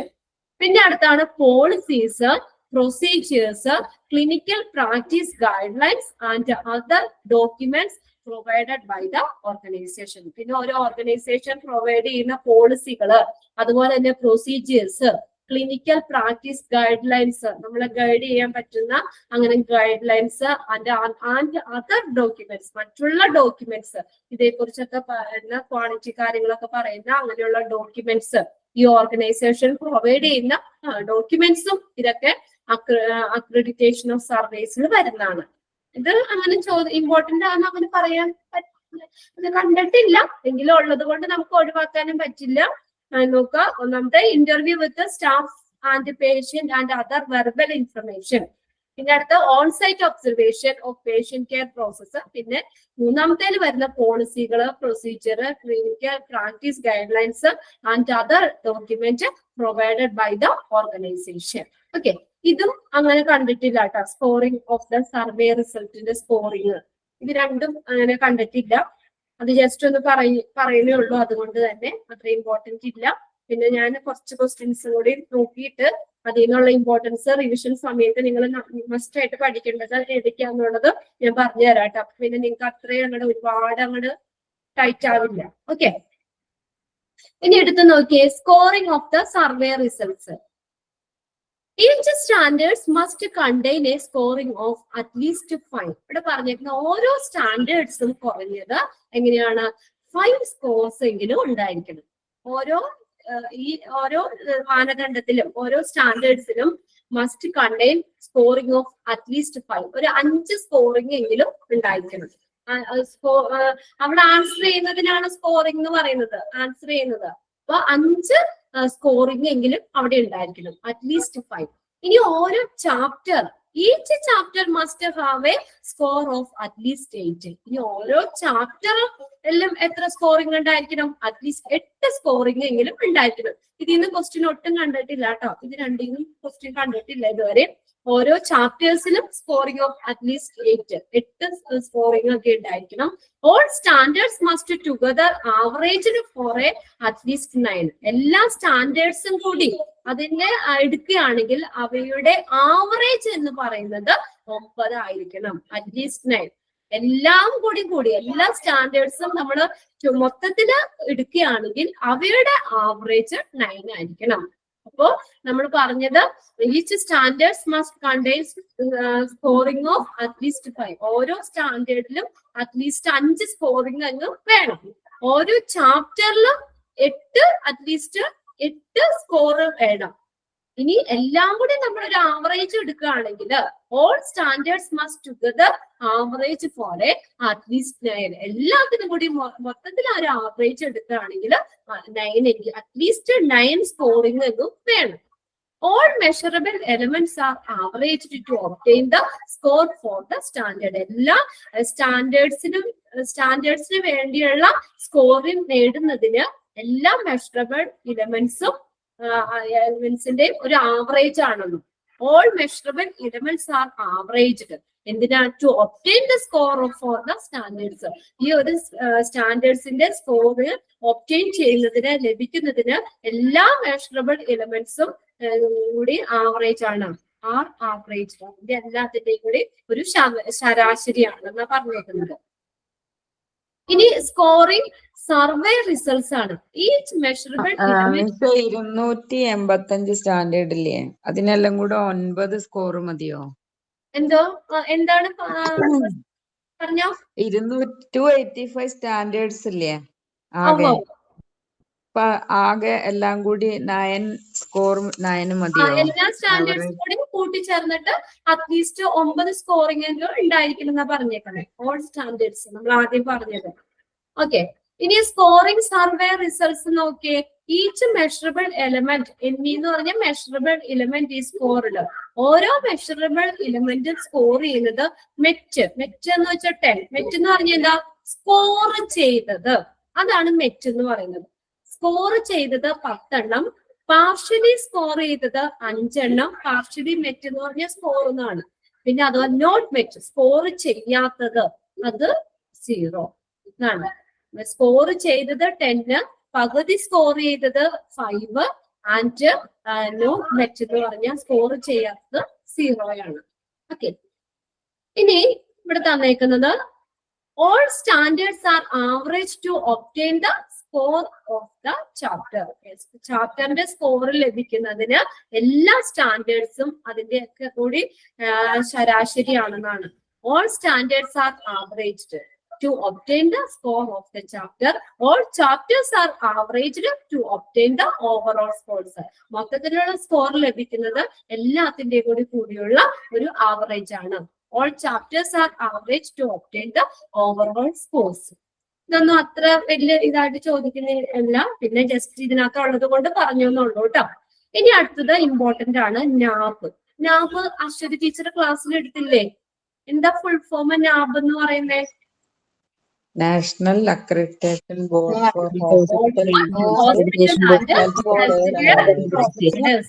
നാബ് എന്ന് പറയുന്നത്. അതിന്റെ എക്സ്പാൻഡഡ് ഫോം പഠിച്ചു വെക്കണം, ഷുവർ ആണ്. National accreditation board for hospital and health care providers. NABH എന്താ ശരിക്കും നാബ്? അതിന്റെ എക്സ്പാൻഡഡ് ഫോം പറഞ്ഞു. എന്താ നാബ് എന്ന് പറയുന്നത്? നാബ് എന്താണ്? ഹോസ്പിറ്റലിന് കിട്ടുന്ന ഒരു അംഗീകാരമാണത്. നല്ല ക്വാളിറ്റി കെയറിന് കൊടുക്കുന്നതിന് കിട്ടുന്ന ഒരു അംഗീകാരം. ക്വാളിറ്റി കൊടുക്കുന്ന ഒരു അംഗീകാരം നൽകുന്ന ഒരു ബോർഡാണ് അല്ലെ നാബ് എന്ന് പറയുന്നത്. National accreditation board for hospital and health care providers. അതായത് ഹോസ്പിറ്റലിനും ഹെൽത്ത് കെയർ ഓർഗനൈസേഷനും വേണ്ടിയുള്ള നാഷണൽ ഒരു അക്രഡിറ്റേഷൻ ബോർഡാണ് നാബ് എന്ന് പറയുന്നത്. ഈ ഹെൽത്ത് കെയർ ഇൻഡസ്ട്രിയുടെ പുരോഗതിക്കായിട്ട് ഹോസ്പിറ്റലുകളുടെ അക്രഡിറ്റേഷൻ പ്രോഗ്രാമുകളുടെ ഹെൽത്ത് കെയർ ഓർഗനൈസേഷൻ സ്ഥാപിക്കുന്നതിനും അത് പ്രവർത്തിക്കുന്നതിനുമായി ക്വാളിറ്റി ഓഫ് കൗൺസിൽ ഓഫ് ഇന്ത്യയുടെ ഒരു കോൺസ്റ്റിറ്റ്യൂവന്റ് ബോർഡാണ് അതിന്റെ എന്താണ് ക്വാളിറ്റി ഓഫ് കൗൺസിൽ ഓഫ് ഇന്ത്യയുടെ കീഴിലുള്ള അതിന്റെ ഒരു ഭാഗമാണ്, അല്ലെങ്കിൽ അതിന്റെ ഒരു അംഗമാണ് ഈ നാബ് എന്ന് പറയുന്നത്. ഓക്കെ, അത് ടീച്ചർ ഒരു ഡെഫിനിഷൻ എഴുതി തന്നിട്ടുണ്ട് നാബിന്റെ. നാബ് എഴുതണോ? അത് ജസ്റ്റ് ഒന്ന് എഴുതി വെക്കണോ? അന്ന് മിസ് തന്നിട്ടുണ്ടല്ലേ, അശ്വതി മിസ് അന്ന് ലാബിന്റെ തന്നിട്ടുള്ളതാണല്ലോ, തന്നിട്ടുണ്ടോ? ഡെഫിനിഷൻ തന്നിട്ടുണ്ട് അന്ന് നോട്ട്സിൽ. നാബ് എന്ന് പറഞ്ഞാൽ എന്താണ്? ഒരു national accreditation board for hospital and health care providers. ഇതാണ് നാബ് എന്ന് പറയുന്നത്. ഇത് ഹോസ്പിറ്റലിനും ഹെൽത്ത് കെയർ ഓർഗനൈസേഷനും വേണ്ടിയുള്ള ഒരു നാഷണൽ അക്രഡിറ്റേഷൻ ബോർഡാണ് നാബ്. ഇതെന്ന് വെച്ചാൽ ഹെൽത്ത് കെയർ ഇൻഡസ്ട്രിയുടെ പ്രോഗ്രസിന് വേണ്ടിയിട്ട് ഹോസ്പിറ്റലുകളുടെ അക്രഡിറ്റേഷൻ പ്രോഗ്രാമുകളിലും ഹെൽത്ത് കെയർ ഓർഗനൈസേഷൻ സ്ഥാപിക്കുന്നതിനും പ്രവർത്തിക്കുന്നതിനും ഒക്കെ ആയിട്ട് അതിന്റെ ക്വാളിറ്റി ഓഫ് കൗൺസിൽ ഓഫ് ഇന്ത്യയുടെ ഒരു കോൺസ്റ്റിറ്റ്യൂവന്റ് ബോർഡാണ് നാബ് എന്ന് പറയുന്നത്. ഇത് ശരിക്കും എന്തിനാ ഇതെന്ന് പറഞ്ഞാൽ ഒരു കോൺസ്റ്റിറ്റ്യൂവന്റ് ബോഡിയാണെന്ന് പറഞ്ഞു. ക്വാളിറ്റി ഓഫ് ഇന്ത്യയുടെ ഒരു ഭാഗമായിട്ടുള്ള ഒരു കോൺസ്റ്റിറ്റ്യൂവന്റ് ബോഡിയാണ് ഈ നാബ് എന്ന് പറയുന്നത്. ഇത് ഹോസ്പിറ്റലിന്റെയും ഹെൽത്ത് കെയർ ഫെസിലിറ്റിയുടെയും ക്വാളിറ്റിക്ക് നൽകുന്ന ഒരു റിക്കഗ്നേഷൻ ആണ്, ഒരു റിക്കഗ്നേഷൻ ആയിട്ടാണ് ഇതിനെ കണക്കാക്കുന്നത്. ഇത് എന്തിനാണ് അങ്ങനെ അംഗീകാരം നൽകുന്നത് നാബ്? അതിന്റെ ആ ഒരു ഹോസ്പിറ്റലിന് നൽകുന്ന ഒരു അംഗീകാരം എന്ന് പറഞ്ഞാൽ അതിന്റെ ഒരു ക്വാളിറ്റിക്ക് നൽകുന്നതല്ലേ. ഒരു ക്വാളിറ്റിക്ക് ഒരു അംഗീകാരം നൽകുന്ന ഒരു കോൺസ്റ്റിറ്റ്യൂവന്റ് ബോഡിയാണ് national quality of council of ഇന്ത്യയുടെ കീഴിൽ അതിന്റെ ഭാഗമായിട്ടുള്ള ഒരു കോൺസ്റ്റിറ്റ്യൂവന്റ് ബോഡിയാണ് നാബ് എന്ന് പറയുന്നത്. ഇത് ഹോസ്പിറ്റലിന്റെയും ഹെൽത്ത് കെയർ ഫെസിലിറ്റീസിന്റെ ഒക്കെ ക്വാളിറ്റിക്ക് നൽകുന്ന ഒരു റിക്കഗ്നേഷൻ ആയിട്ടാണ് ഇതിനെ കണക്കാക്കുന്നത്. ഒരു സെറ്റ് ഓഫ് പാരാമീറ്റേഴ്സ് ക്വാളിഫൈഡ് ആയിട്ടുള്ള അല്ലെങ്കിൽ ചില മാനദണ്ഡ സ്റ്റാൻഡേർഡ്സ് ഒക്കെ നേടിയ ഹോസ്പിറ്റൽസിന് മാത്രമേ ഇതിന്റെ ഒരു അക്രഡിറ്റേഷൻ ലഭിക്കുകയുള്ളൂ. ഇന്ത്യയിലെ എല്ലാ ഹോസ്പിറ്റൽസിലും ഉണ്ടോ നാബ് അക്രഡിറ്റഡ് ഹോസ്പിറ്റൽസ് ആണ് എല്ലാം? ആണോ? ആണോ? ഒരു സെറ്റ് ഓഫ് പാരാമീറ്റേഴ്സ് ക്വാളിഫൈഡ് ആയിട്ടുള്ള അല്ലെങ്കിൽ ചില മാനദണ്ഡങ്ങൾ സ്റ്റാൻഡേർഡ്സ് ഒക്കെ ഉള്ള ഹോസ്പിറ്റൽസിന് മാത്രമാണ് ഈ നാബ് അക്രഡിറ്റേഷൻ കൊടുക്കുന്നുള്ളൂ, ലഭിക്കുള്ളൂ. ഇതിന്റെ ബെനിഫിറ്റ് ഇങ്ങനെ അക്രഡിറ്റ് ആണ്, നാബ് അക്രഡിറ്റേഷൻ ഉള്ളതാണെന്ന് പറഞ്ഞു കഴിഞ്ഞാൽ അതിന്റെ ബെനിഫിറ്റ്സ് ആർക്കാ കിട്ടുന്നേ? അതിന്റെ ബെനിഫിറ്റ് ആർക്കാ അവിടെ കിട്ടുന്നേ? അല്ലേ? നല്ല നാബ് അക്രഡിറ്റഡ് ഹോസ്പിറ്റലാന്ന് പറഞ്ഞാൽ നല്ല ക്വാളിറ്റിക്ക് പിന്നെ നമുക്കൊന്നും നോക്കണ്ടല്ലോ. നാബ് അക്രഡിറ്റേഷൻ ഉണ്ട് അവിടെ. അപ്പൊ എന്ന് പറഞ്ഞാൽ ക്വാളിറ്റി ഒക്കെ നല്ല ബെറ്റർ ആയിരിക്കും. അങ്ങനെയുള്ള സെറ്റ് ഓഫ് ഹോസ്പിറ്റൽസിന് മാത്രമേ നാബ് അക്രഡിറ്റ് അംഗീകാരം നൽകുന്നുള്ളൂ ഇങ്ങനെയുള്ളത്. അപ്പൊ അതിന്റെ ശരിക്കും പറഞ്ഞ ഒരു ബെനിഫിറ്റ് എന്ന് കിട്ടുന്നത് പേഷ്യൻസിനാണ് കൂടുതലായിട്ട് ലഭിക്കുന്നത്. പിന്നെ അതുപോലെ തന്നെ ഒരിക്കലും ഇപ്പൊ നാബ് അക്രഡിറ്റേഷൻ കിട്ടിയെന്ന് പറഞ്ഞു കഴിഞ്ഞാൽ അതെന്നും നിലനിൽക്കുന്ന പോണ കാര്യമല്ല. ഒരു പ്രാവശ്യം നാബ് ഇത് അക്രഡിറ്റേഷൻ നൽകിയ ഹോസ്പിറ്റലിൽ കുറച്ച് നാൾ കഴിയുമ്പോഴത്തേ അതിന്റെ ക്വാളിറ്റിയിൽ അല്ലെങ്കിൽ എന്തെങ്കിലും കാര്യങ്ങളൊക്കെ അവര് അത്ര ഇതല്ലെങ്കിൽ എന്താണ് ആ അക്രഡിറ്റേഷൻ എന്നും അത് നിലനിൽക്കുവോ? ഇല്ല. അതുകൊണ്ട് തന്നെ തുടർച്ചയായിട്ടുള്ള ഒരു ഇംപ്രൂവ്മെന്റിന് തയ്യാറെടുക്കണം. ഒരു പ്രാവശ്യം അക്രഡിറ്റേഷൻ കിട്ടിയാലും പിന്നെയും എന്ത് ചെയ്യണം? അവര് മെയിൻറ്റെയിൻ ചെയ്ത് കൊണ്ടുപോകണം. അത് വീണ്ടും കണ്ടിന്യൂസ് ആയിട്ട് അവര് അതിനു വേണ്ടി ഇംപ്രൂവ്മെന്റ് ചെയ്യാനായിട്ട് തയ്യാറെടുക്കണം. ഓരോ 3 വർഷത്തിലും റീ അക്രഡിറ്റേഷൻ ഉണ്ട്. പിന്നെ കൂടാതെ 1.5 വർഷമൊക്കെ കൂടുമ്പോൾ അവർ ശരിക്കും ആ ക്വാളിറ്റി ഈ ഒരു നിലനിർത്തുന്നുണ്ടോ എന്ന് പരിശോധിക്കുകയൊക്കെ ചെയ്യും. ഓരോ 3 വർഷം കൂടുമ്പോഴേക്കും ഇപ്പൊ ഒരു ഹോസ്പിറ്റലിന് കിട്ടി എന്ന് പറഞ്ഞ് പിന്നെ 3 വർഷം കഴിയുമ്പോൾ വീണ്ടും നോക്കിക്കഴിഞ്ഞാൽ അത്രയും ഇതല്ലെങ്കിൽ ക്വാളിറ്റി ഒന്നും ഇത് ഇല്ലെങ്കിൽ അത് അക്രഡിറ്റേഷൻ കളയാൻ പറ്റും. അതുകൊണ്ട് ഒരു പ്രാവശ്യം കിട്ടിയെന്ന് വെച്ചാലും അവരെന്ത് ചെയ്യണം? അത് തുടർന്നുള്ള ഇംപ്രൂവ്മെന്റിനും അവര് തയ്യാറെടുക്കണം. ഓരോ 3 വർഷത്തിലും റീ അക്രഡിറ്റേഷൻ ഉണ്ട് അവിടെ. അവര് വീണ്ടും അത് അങ്ങനെയുള്ള പ്രൊസീജിയറും കാര്യങ്ങളും നടത്തുന്നുണ്ട്. അതുപോലെ തന്നെ 1.5 വർഷത്തിൽ നിലവാരം നിലനിർത്തുന്നുണ്ടോ എന്ന് അവര് തന്നെ ഒന്ന് പരിശോധിക്കുകയും ചെയ്യും. Okay.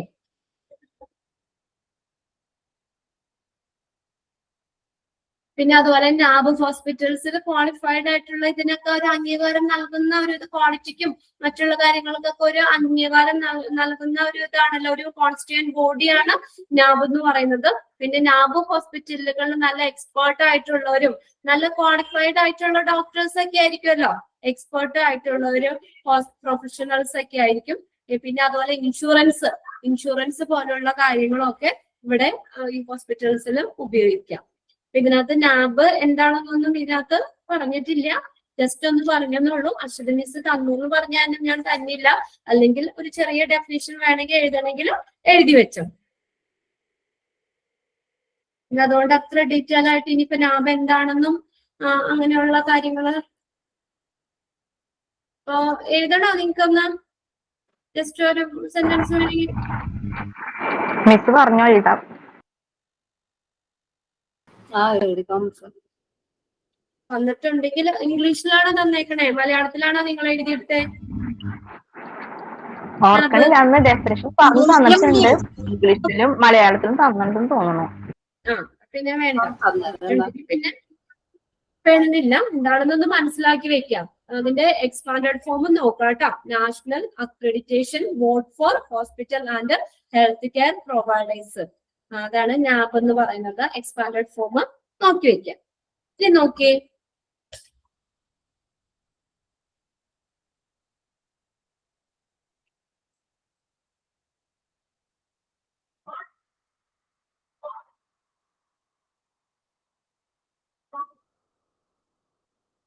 okay, the NAB standards are reformed every 4 years and now the hospital implements 5th edition standards. ഇവിടെ എന്താ പറഞ്ഞ ഓരോ 4 years എന്നാ പറയുക, ഓരോ 4 വർഷത്തിലും നാബ് അതിന്റെ standards പരിഷ്കരിക്കുന്നുണ്ട്. The NAB standards are reformed. അത് എന്താണ്, അത് വീണ്ടും ഒന്ന് റീഫോം ചെയ്യുന്നുണ്ട്, എന്താ പറയാ, പരിഷ്കരിക്കുന്നുണ്ട്. Every 4 years and now the hospital implement 5th edition standards. അത് ഇപ്പോൾ ഹോസ്പിറ്റൽ ഇപ്പോൾ ഏതാണ് 5th എഡിഷൻ സ്റ്റാൻഡേർഡ്സ് ആണ് അവിടെ നടപ്പിലാക്കുന്നത്. Then implement 5th edition standards April 2020. NAB standard centers on patient safety and quality of delivery of services by the hospital in a changing healthcare environment. നോക്കിയ എന്താണ്, NAB standards centers on patient safety and quality of the delivery of services by the hospital in the changing healthcare environment. മാറിക്കൊണ്ടിരിക്കുന്ന, change ചെയ്യുന്ന health care എൻവയോൺമെന്റിലെ health care എൻവയോൺമെന്റിന് പേഷ്യന്റിന്റെ സേഫ്റ്റിയും quality of the delivery of service, അതിന്റെ delivery of service delivery ചെയ്യുന്നതിന്റെ അതിന്റെ ക്വാളിറ്റിയും, പേഷ്യന്റ് സേഫ്റ്റിയും അതുപോലെ തന്നെ quality of the delivery of സർവീസസും ഗുണനിലവാരം സംബന്ധിച്ച് നാബ് സ്റ്റാൻഡേർഡ്സ് കേന്ദ്രീകരിച്ചിരിക്കുന്നു. അപ്പൊ അതിനകത്ത് വരുന്ന 2 കാര്യങ്ങളാണ് വരുന്നത്. NABH standard centres on patient safety and quality of the delivery of services by the hospital in changing health care environment. ഈ ഹെൽത്ത് കെയർ എൻവയോൺമെന്റിൽ ഉണ്ടായ മാറ്റം, ഹെൽത്ത് കെയർ എൻവയോൺമെന്റിൽ മാറിക്കൊണ്ടിരിക്കുന്ന ഹെൽത്ത് കെയർ എൻവയോൺമെന്റ്, അതാണ് ചേഞ്ചിങ് ഹെൽത്ത് കെയർ എൻവയോൺമെന്റ് എന്ന് പറഞ്ഞ ഹോസ്പിറ്റലില് മാറിക്കൊണ്ടിരിക്കുന്ന health care എൻവയോൺമെന്റില് പേഷ്യന്റിന്റെ സേഫ്റ്റിയും അതുപോലെ തന്നെ ക്വാളിറ്റി ഓഫ് ഡെലിവറി ഓഫ് സർവീസിന്റെ ക്വാളിറ്റിയുടെ ഗുണനിലവാരവും സംബന്ധിച്ച് നാബ് സ്റ്റാൻഡേർഡ്സ് അവിടെ സെൻട്രലൈസ് ചെയ്തിരിക്കുന്നു, കേന്ദ്രീകരിച്ചിരിക്കുന്നു. അതിനകത്ത് പറഞ്ഞേക്കുന്നത് NAB is given by autonomous body set up by the government of India known as 2CI, Quality Council of India, which is standard making board in India. Appo which is the standard making board? Quality Council of India. NAB is given by an autonomous body. Underline ചെയ്തിട്ട് ആ word autonomous body. സ്വയംഭരണ ബോഡിയാണ്. NAB is given by an autonomous body set up by the government of India. Government of ഇന്ത്യയുടെ ഒരു autonomous ബോഡിയാണ് NAB നൽകുന്നത്. is known as 2CI, Quality Council of India, which is the standard making board in India. അതാണ് ഇന്ത്യയിലെ standard making board ആയി quality Council of India അറിയപ്പെടുന്നു. Indian സർക്കാർ രൂപീകരിച്ച ഒരു ഓട്ടോണമസ് ബോഡിയാണ് NAB നൽകുന്നത്. NAB is given by autonomous body set up by the government of India known as QCI, Quality Council of India, which is the standard breaking board of India. ഇന്ത്യയിലെ standard making board ആയിട്ട് quality Council of India അറിയപ്പെടുന്നു. Okay, quality Council of India. ഇനി ഇവിടെ പറഞ്ഞേക്കുന്നത് NAB mainly divide hospital into two main divisions. NAB mainly divides hospitals into രണ്ട് main division ആയിട്ടാണ് NAB ഹോസ്പിറ്റൽസിനെ divide ചെയ്തേക്കുന്നത്. NABിന്റെ ഇതില് നമ്മൾ ഹോസ്പിറ്റൽസിനെ രണ്ട് മെയിൻ ഡിവിഷൻ ആയിട്ടാണ് ഡിവൈഡ് ചെയ്തേക്കുന്നത്. NAB mainly divides hospitals into two main divisions. ഏതൊക്കെയാണ്? SHCO. ഫസ്റ്റത്തെയാണ് SHCO, small health care organisation. SHCO, small health care organisation വിത്ത് less than 15 bed. Small health care organisation അവിടെ എത്രയാണ്? 15 ബെഡ്സിൽ താഴെ വരുന്നത്. അപ്പൊ രണ്ട് ഈ NAB ഡിവൈഡ് ചെയ്തേക്കുന്ന ഹോസ്പിറ്റലിന് രണ്ട് മെയിൻ ഹോസ്പിറ്റൽസിനെ NAB ഡിവൈഡ് ചെയ്തേക്കുന്ന രണ്ട് മെയിൻ ഡിവിഷൻ ആയിട്ടാണ് ഡിവൈഡ് ചെയ്തേക്കുന്നത്. അതിനകത്ത് ഒന്നാമത്തെ എന്ന് പറയാം SHCO. എന്താ SHCO എന്ന് പറഞ്ഞാൽ?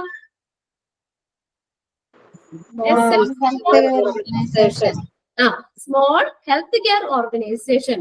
അതെങ്ങനെയാ?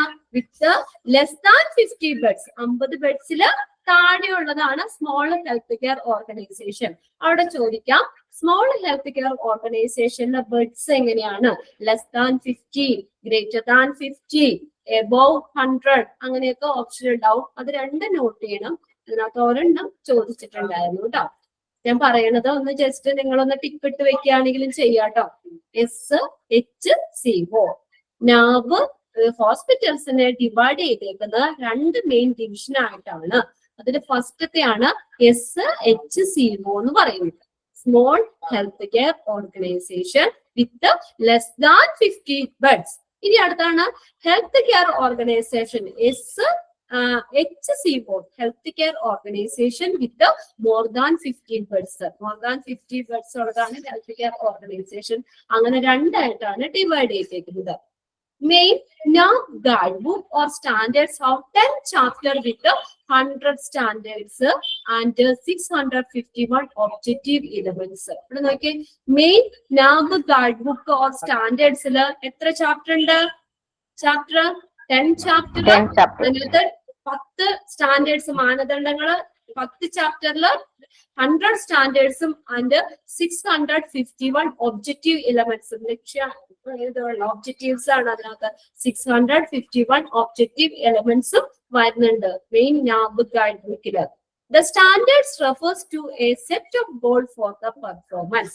NAB എന്ന് പറഞ്ഞ എന്താണ്? A set of goal for the performance. Standard പെർഫോമൻസിനായിട്ടുള്ള നിശ്ചിത ഒരു ഗോൾസിനെ, ലക്ഷ്യത്തെ സൂചിപ്പിക്കുന്നു. Standards refers to a set goal for the performance. Standard പെർഫോമൻസിനായിട്ടുള്ള ഒരു നിശ്ചിത ലക്ഷ്യത്തെയാണ് സ്റ്റാൻഡേർഡ്സ് റെഫർ ചെയ്യുന്നത്. To set goal for the performance. പെർഫോമൻസിന് വേണ്ടിയുള്ള ഗോള് സെറ്റ് ചെയ്യുന്നതാണ് സ്റ്റാൻഡേർഡ് എന്ന് പറയുന്നത്. Elements come under each standard and is used to monitor the performance. Elements ഏതിന്റെ കീഴിൽ വരുന്നതാണ്? Elements come under each standard and is used to monitor. ആ പെർഫോമൻസിനെ monitor ചെയ്യുന്നതിലാണ് elements എന്ന് പറയുന്നത്.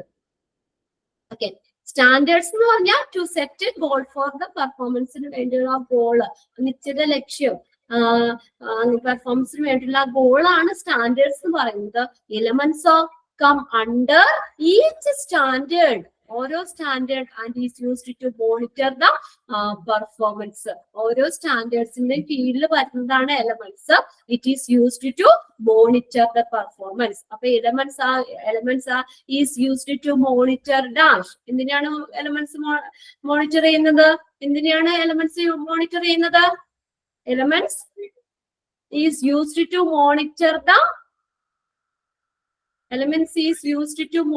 the performance. Performance-നെയാണ്. Elements comes under each standards and is used to monitor the performance. ഈ പെർഫോമൻസിനെ monitor ചെയ്യാൻ വേണ്ടിയിട്ടാണ് ഈ എലമെന്റ്സ് ഇത് യൂസ് ചെയ്യുന്നത്. എലമെന്റ്സ് കംസ് അണ്ടർ ഈച്ച് സ്റ്റാൻഡേർഡിന്റെ കീഴിൽ വരുന്നതാണ് and is used to monitor the performance. ഇവിടെ നോക്കിയേ, out of 651 objective elements 1 note are in 4 category. അതിനകത്ത് എന്താ പറഞ്ഞേക്കുന്നത്, ഇനി ഓരോ കാറ്റഗറിയിൽ വരുന്നതാണ്. കമ്മിറ്റ്മെന്റ് കാറ്റഗറി ഉണ്ട്, അച്ചീവ്മെന്റ് കാറ്റഗറി ഉണ്ട്, എക്സലന്റ് കാറ്റഗറി ഉണ്ട്. അത് 4 ഒന്ന് അണ്ടർലൈൻ ചെയ്തിട്ടേ.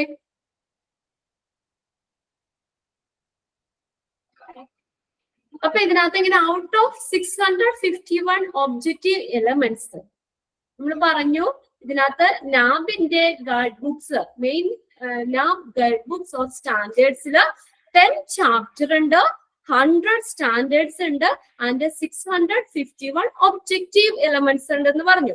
651 objective elements. നാബ് guide book of standards അത് നോട്ട് ചെയ്യണം. 10 chapters with 100 standards and 651 objective elements. Okay. ഇനി നോക്കാം, ഔട്ട് ഓഫ് ഇതിനകത്ത് ഔട്ട് ഓഫ് 651 മെയിൻ ഒബ്ജക്റ്റീവ് എലിമെന്റ്സിൽ 1 note are in 4 category. 4 category എന്ന് പറഞ്ഞാൽ എന്താ, which are essentially evaluated during each assessment. എങ്ങനെയാണ് ഓരോ അസസ്മെന്റിനും ഓരോ മൂല്യനിർണയ സമയത്തും അടിസ്ഥാനമായി വിലയിരുത്തപ്പെടുന്നതിനെയാണ് 4 കാറ്റഗറി എന്ന് പറയുന്നത്. ഓരോ മൂല്യനിർണയ സമയത്തും which are essentially evaluated during each assessment.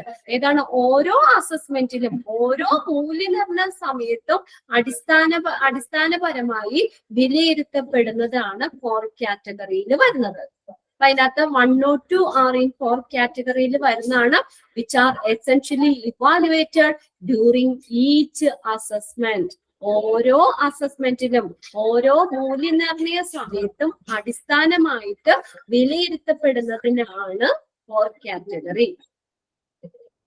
Okay, which are അതൊന്ന് അണ്ടർലൈൻ ചെയ്തിട്ടോ കേട്ടോ. 4 കാറ്റഗറി എന്ന് പറഞ്ഞാൽ which are essentially evaluated during each assessment. ഓരോ മൂല്യനിർണയ സമയത്തും ഓരോ അസസ്മെന്റിലും അടിസ്ഥാനപരമായിട്ട് ഇവാലുവേറ്റ് ചെയ്ത് വിലയിരുത്തപ്പെടുന്നതാണ് 4 കാറ്റഗറി. ഇനി നോക്കിയേ, രണ്ടാമത്തെ 459 ആർ ഇൻ കമ്മിറ്റ്മെന്റ് കാറ്റഗറി. അടുത്തത് ഇതിനകത്ത് മൊത്തം 651 നമ്മൾ പറഞ്ഞു 102 4 കാറ്റഗറിയിൽ വരുന്നതാണ്. ഇനി 459 ആർ ഇൻ കമ്മിറ്റ്മെന്റ് കാറ്റഗറി. എന്താ ഉദ്ദേശിക്കുന്നത് കമ്മിറ്റ്മെന്റ് കാറ്റഗറി എന്ന് പറഞ്ഞാൽ which will B evaluated during final assessment. എങ്ങനെയാണ് അത് വിലയിരുത്തപ്പെടുന്നത്? ഫൈനൽ അസസ്മെന്റിന് അന്തിമ മൂല്യനിർണയ സമയത്ത് വിലയിരുത്തപ്പെടുന്നവയാണ്. വിച്ച് ആർ എങ്ങനെയാണ് നോക്കിയേ, which are evaluated. The 459 are in commitment category, which will be evaluated during final assessment. Final assessment വിലയിരുത്തപ്പെടുന്നതാണ് കമ്മിറ്റ്മെന്റ് കാറ്റഗറി എന്ന് പറയുന്നത്. ഇനി നോക്കിയേ, 60 ആർ ഇൻ അച്ചീവ്മെന്റ് കാറ്റഗറി. ഇതിനകത്ത് ഓരോ കാറ്റഗറിയിലും വരുന്നത് ഏതാണ് നോക്കണം കേട്ടോ. അതിനകത്ത് 60 അച്ചീവ്മെന്റ് കാറ്റഗറിയിൽ വരുന്നതാണ്. 60 അച്ചീവ്മെന്റ് കാറ്റഗറിയിൽ വരുന്നതാണ്. എന്താണ്? Which will be checked out during surveillance assessment. Which will be checked out during the surveillance assessment. ഇതെങ്ങനെയാണ്? അവ നിരീക്ഷണ അസസ്മെന്റ് സമയത്ത് ചെക്ക് ചെയ്യുന്നത്, നിരീക്ഷണ മൂല്യനിർണയ വേളയിൽ അസസ് ചെയ്യുന്നതാണ്. Which checked out during the surveillance assessment. നിരീക്ഷണ മൂല്യനിർണയ വേളയിൽ ചെക്ക് ചെയ്യുന്നതാണ് അച്ചീവ്മെന്റ് കാറ്റഗറി എന്ന് പറയുന്നത്. 60 ആർ ഇൻ 651 കേട്ടോ. അതിനകത്ത് 102 പറഞ്ഞു 4 കാറ്റഗറി, 459 കമ്മിറ്റ്മെന്റ് കാറ്റഗറിയിൽ വരുന്നതാണ്. അതിൽ 60 are in അച്ചീവ്മെന്റ് കാറ്റഗറിയിൽ വരുന്നതാണ്. Which will be checked out during the surveillance assessment. ഇത് നമ്മൾ നിരീക്ഷണ മൂല്യനിർണ്ണയ വേളയിൽ അത് പരിശോധിക്കുന്നതാണ്. And 30 are in excellence category. ഇനി അത് നോക്കി 30 എക്സലൻസ് കാറ്റഗറിയിൽ വരുന്നതാണ്. ഇത് എപ്പോഴാണ് ഇവാലുവേറ്റ് ചെയ്യുന്നത്? Which will B evaluated during re accreditation. അത് എങ്ങനെയാണ്? ഇത് റീ അക്രഡിറ്റേഷൻ സമയത്ത് ഇവാലുവേറ്റ് ചെയ്യുന്നതാണ് എക്സലൻസ് കാറ്റഗറി എന്ന് പറയുന്നത്. Okay, in excellence category which will B evaluated during re accreditation സമയത്ത് ഇവാലുവേറ്റ് ചെയ്യുന്നത് ആണ് എക്സലൻസ് കാറ്റഗറി. ഓക്കെ, അപ്പൊ ഇത്രയാണ് അതിനകത്ത് നാബിന്റെ ഹോസ്പിറ്റൽ ഡിവിഷനകത്ത് വരുന്നത് കേട്ടോ. ഇനി നാബിന്റെ സ്റ്റാൻഡേർഡ്സ് ആണ്. കുറെ നേരം എടുക്കുന്നു. അപ്പൊ ജസ്റ്റ് നിങ്ങളൊന്ന് നാബ് എന്താണെന്ന് ഒന്ന് വായിച്ചു നോക്കി, ഇതും കൂടി നോക്കിയേ. വേണമെങ്കിൽ ഞാൻ തരാം, അല്ലെങ്കിൽ അശ്വതി മിസ് അതിന്റെ ഡെഫിനേഷൻ ആയിട്ട് തന്നതുകൊണ്ടാണ്, പിന്നെ ടൈം കളയണ്ടല്ലോ എന്ന് വിചാരിച്ചാണ് ഞാൻ തരാത്തത്. മാക്സിമം നമുക്ക് ഇന്നും നാളെ 2 ദിവസം ഉണ്ടല്ലോ ക്ലാസ്. ടീച്ചർ തന്നിട്ടുണ്ട്. തന്നിട്ടുണ്ട്. ജസ്റ്റ് ഒന്ന് മനസ്സിലാക്കിയാൽ മതി. പിന്നെ ഡെഫിനിഷൻ ആയിട്ടൊന്നും ചോദിക്കൂലല്ലോ. ഡെഫിനേഷൻ അല്ല, അതിന്റെ നോട്ടാ തന്നത്. It is the Constituent Board of Quality Council of India set up to establish and operate accreditation program for healthcare organization. It is formed in 2005. Headquarters at New Delhi. It is an autonomous body, institutional member of the International Society for Quality, അത് ISQA. പിന്നെ NAB standards for hospital is arranged by the technical committee constituted by NAB. It has esteemed persons from clinical എന്നാണ്, നമ്മൾ നേരത്തെ പറഞ്ഞ physician എന്നാണ്, nursing and medical administration areas. The accreditation standards consider the needs of various laws and regulations and the guidelines laid down by the government from time to time. Main NAB guidebook bar standards has 10 chapters with 100 standards. നമ്മൾ ഒരുപാട് വലിച്ചു വാരിയൊന്നും പഠിക്കണ്ട. നമുക്ക് അത്യാവശ്യം വേണ്ട കാര്യങ്ങൾ ഇവിടെ നോട്ടിൽ ക്ലിയർ ആയിട്ട് തന്നെ തന്നിട്ടുണ്ട്. ഓക്കെ, ഒരുപാടൊന്നും വേണ്ട. എന്താണെന്ന് ഇവിടെ ക്വാളിറ്റി പറഞ്ഞോ. നമ്മുടെ നോട്ടില് ഗോൾസ് എന്നുള്ളടത്ത് പകരം അവിടെ ഒബ്ജക്റ്റീവ്സ് എന്നാണ്. അതുപോലെ മോണിറ്റർ എന്നുള്ളടത്ത് ഒബ്സർവ് എന്നുള്ളതാണ്. അങ്ങനെ ചെറിയ ചെറിയ വ്യത്യാസങ്ങളല്ലേ ഉള്ളൂ. എങ്കിലും നിങ്ങളുടെ ഈ നോട്ട് പെർഫെക്റ്റ് ആണ്. ഈ നോട്ടിൽ ആവശ്യത്തിനുള്ള കാര്യങ്ങൾ ഇതിനകത്ത് പറഞ്ഞിട്ടുണ്ട്. ഇതിൽ നിന്ന് എക്സ്ട്രാ നമ്മൾ ഒരുപാട് വലിച്ചു വാരി പഠിക്കേണ്ട. എസ് എ ഒന്നും ചോദിക്കൂല്ലോ. എസ് എ ആണെങ്കിൽ പിന്നെ നമുക്ക് മാക്സിമം പോയിന്റ്സുകൾ നമുക്ക് എഴുതാം, അതിനനുസരിച്ച് മാർക്ക് കിട്ടും. ഓൺലി ഒബ്ജക്റ്റീവ് ടൈപ്പ് ക്വസ്റ്റ്യൻസ് മാത്രമേ ഉള്ളൂ. നിങ്ങൾ എപ്പോഴും ഈ പ്രിന്റഡ് നിങ്ങൾക്ക് തന്നേക്കുന്ന ഈ നോട്ടിനെ ഫോക്കസ് ചെയ്ത് തന്നെ എക്സാമിന് വേണ്ടി പഠിക്കാം കേട്ടോ. എക്സ്ട്രാ തരുന്നത് മനസ്സിലാക്കാൻ വേണ്ടി മാത്രമാണ്. അല്ലാതെ നമ്മളിപ്പോ 2 മാർക്സ് ക്വസ്റ്റ്യനോ അല്ലെങ്കിൽ എസ് എ ആയിട്ടോ ഒന്നും ചോദിക്കില്ല. അപ്പൊ ഒരുപാട് വലിച്ചു വാരി നീട്ടിയൊന്നും പഠിക്കരുത്. നിങ്ങളുടെ ഈ എന്തായാലും ഇപ്പോ പ്രീവിയസ് ക്വസ്റ്റ്യൻ പേപ്പേഴ്സ് ഒക്കെ നോക്കിയാലും ഒക്കെ വെച്ച് നമ്മുടെ ഈ പ്രിന്റഡ് നോട്ടിന് ബേസ് ചെയ്തിട്ടായിരിക്കും എക്സാമിന് ക്വസ്റ്റ്യൻസ്. ഇതിൽ നിന്നുള്ള ഔട്ട് ഓഫ് ക്വസ്റ്റ്യൻസ് ഒന്നും ഇല്ല. ഞങ്ങളിപ്പോ ഇത്രയും നാളുകളുടെ ഒരു ഇതും കൊണ്ട് പറയാണ് എന്ന് വെച്ചാൽ ഈ പ്രിന്റഡ് നോട്ടിന് നമുക്ക് തന്നേക്കുന്ന നോട്ടിന് ബേസ് ചെയ്തിട്ടാണ്. പിന്നെ പലരും ക്ലാസ് എടുക്കുന്നതിൽ വ്യത്യാസമുണ്ട്. എക്സ്ട്രാ കാര്യങ്ങളൊക്കെ നിങ്ങൾക്ക് അറിയാനും മനസ്സിലാവാൻ വേണ്ടി തന്നുള്ളൂ. നിങ്ങൾ ഫോക്കസ് ചെയ്യേണ്ടത് ഈ പ്രിന്റഡ് നോട്ടിനെയാണ് കേട്ടോ. അപ്പൊ ഇതിനകത്ത് ഈ നോട്ടിൽ നമുക്ക് പറഞ്ഞേക്കുന്ന എല്ലാ കാര്യങ്ങളും ഈ നോട്ടിൽ തന്നെ ഉണ്ട്, എല്ലാനും ഉണ്ട്. ഓക്കെ, അതിനകത്ത് ഓരോ ചാപ്റ്റേഴ്സും അതിന്റെ സ്റ്റാൻഡേർഡ്സും അതിന്റെ ഒബ്ജക്റ്റീവ് എലമെന്റ്സിന്റെയും നമ്പേഴ്സ് കാര്യങ്ങളൊക്കെ വന്നിട്ടുണ്ട്. ക്വാളിറ്റി ഓഫ് കൗൺസിൽ ഓഫ് ഇന്ത്യയുടെ ഒരു കോൺസ്റ്റിറ്റ്യൂന്റ് ബോഡിയാണ് നാബ് എന്ന് പറയുന്നത്. ഇത്രയാണ്. എല്ലാ ഹോസ്പിറ്റൽസിനും ഒന്നും നാബ് അക്രഡിറ്റേഷൻ ഇല്ല. ഈ നമ്മൾ പറഞ്ഞു ക്വാളിറ്റി ഒരു സെറ്റ് ഓഫ് പാരാമീറ്റേഴ്സ് ക്വാളിഫൈഡ് ആയിട്ടുള്ള അല്ലെങ്കിൽ ചില സ്റ്റാൻഡേർഡ്സ് ഒക്കെ ഉള്ള ഹോസ്പിറ്റൽസിന് മാത്രമേ ഈ നാബ് അക്രഡിറ്റേഷൻ കിട്ടത്തുള്ളൂ. അതും നമ്മളിപ്പോ ഒരു പ്രാവശ്യം കിട്ടിയെന്ന് പറഞ്ഞാലും ഓരോ 3 years ഒക്കെ കൂടുമ്പോഴും റീ അക്രഡിറ്റേഷൻ ഉണ്ട്. അത് റീ അക്രഡിറ്റേഷൻ ചെയ്തിട്ട് പിന്നെ അതുകൂടാതെ 1.5 വർഷമൊക്കെ കൂടുമ്പോഴേക്കും അതിന്റെ നിലവാരം നിലനിർത്തുന്നുണ്ടോ, അത് കറക്റ്റ് ആയിട്ട് മെയിൻറ്റെയിൻ ചെയ്തിട്ട് പോകണ്ടോ എന്നുള്ളത് നമ്മൾ പരിശോധിക്കുന്നുണ്ട്. ഇതിന്റെ ഏറ്റവും വലിയ ഇത് പറഞ്ഞത് ബെനിഫിറ്റ്സ് ആർക്കാണ്? ഇത് ഇങ്ങനെ അക്രഡിറ്റ് ആണ് നബ അംഗീകൃതമായിട്ടുള്ള ഹോസ്പിറ്റൽസ്, അതിലെ ബെനിഫിറ്റ്സ് ആർക്കാ കിട്ടുന്നത്? പേഷ്യൻസിനാണ് ബെനിഫിറ്റ്സ് കിട്ടുന്നത്. അതിനകത്ത് ജസ്റ്റ് ഓക്കെ, നിങ്ങൾ ഒരു കാര്യം പറഞ്ഞു, ജസ്റ്റ് ഒറ്റ സെന്റൻസ് ഒന്ന് എഴുതി വെച്ചോ.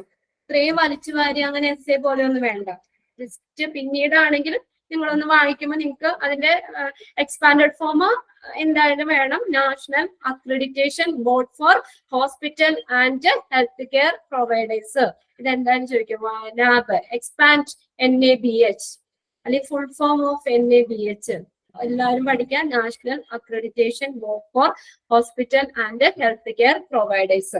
നാബിന്ന് ഹെഡിങ് കൊടുക്കട്ടോ. ഇതിനകത്തുള്ളതൊന്നും വേണ്ട. ഇതിനകത്ത് മെയിൻലി ഡിവിഷൻ ഒക്കെ പറഞ്ഞിട്ടുണ്ട്, അതൊക്കെ നോക്കുക, അതിന്റെ എണ്ണം നോക്കുക. പിന്നെ നമ്മൾ ഓരോ കാറ്റഗറി പറഞ്ഞത് 4 കാറ്റഗറിയിലുള്ളത് നോക്കാം. ജസ്റ്റ് ഒന്ന് എഴുതിക്കോ. നാബ്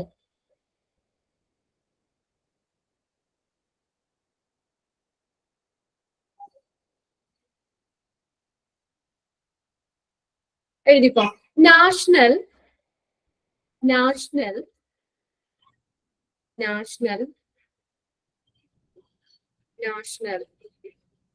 accreditation ACCREDITION National accreditation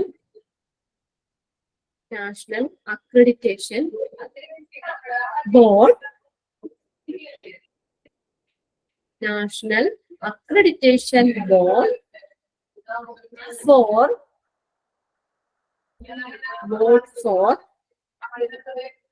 hospitals. National Accreditation Board for Hospital and Healthcare Providers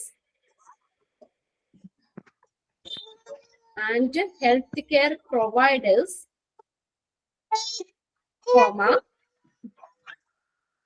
Boards of the board represent the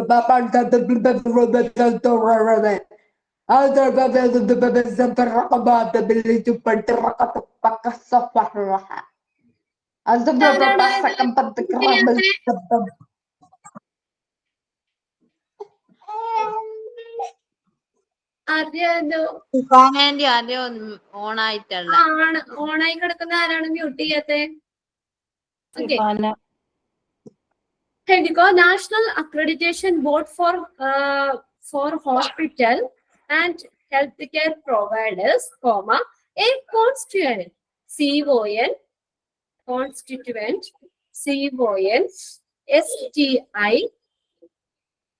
STITUENT Constituent Board BOARD Board of the quality ഒന്നുകൂടി പറയാമോ? ഓക്കെ. ഇപ്പൊ ഇതിന്റെ എക്സ്പാൻഡഡ് ഫോം എഴുതിയില്ലേ? National accreditation board for അതെഴുതി. Hospitals and health care Providers കഴിഞ്ഞിട്ട് comma ഇടുക. Full form എഴുതിയിട്ട് comma ഇടുക. A constituent CONSTITUENT constituent board BOARD board of the Quality Council of India. Quality Council of ഇന്ത്യയുടെ ഒരു constituent ബോർഡാണ് NABH എന്ന് പറയുന്നത്. NABH Council of India has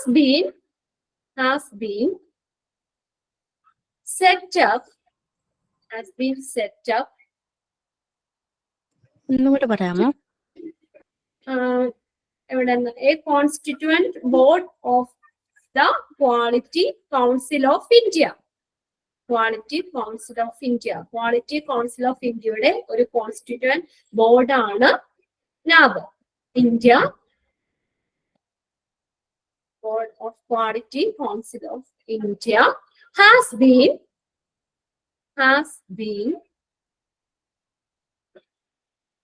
set up to establish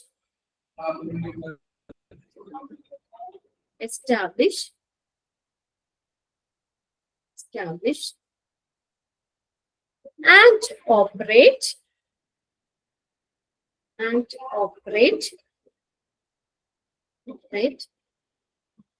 accreditation programs.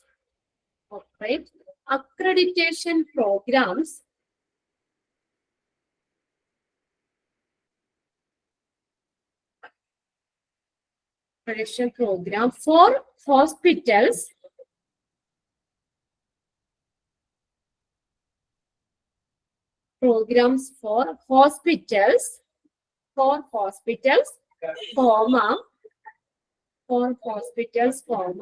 healthcare organization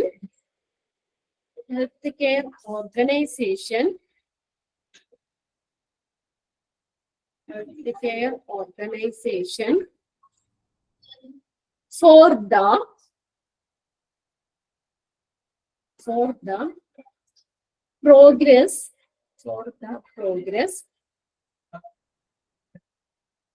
the progress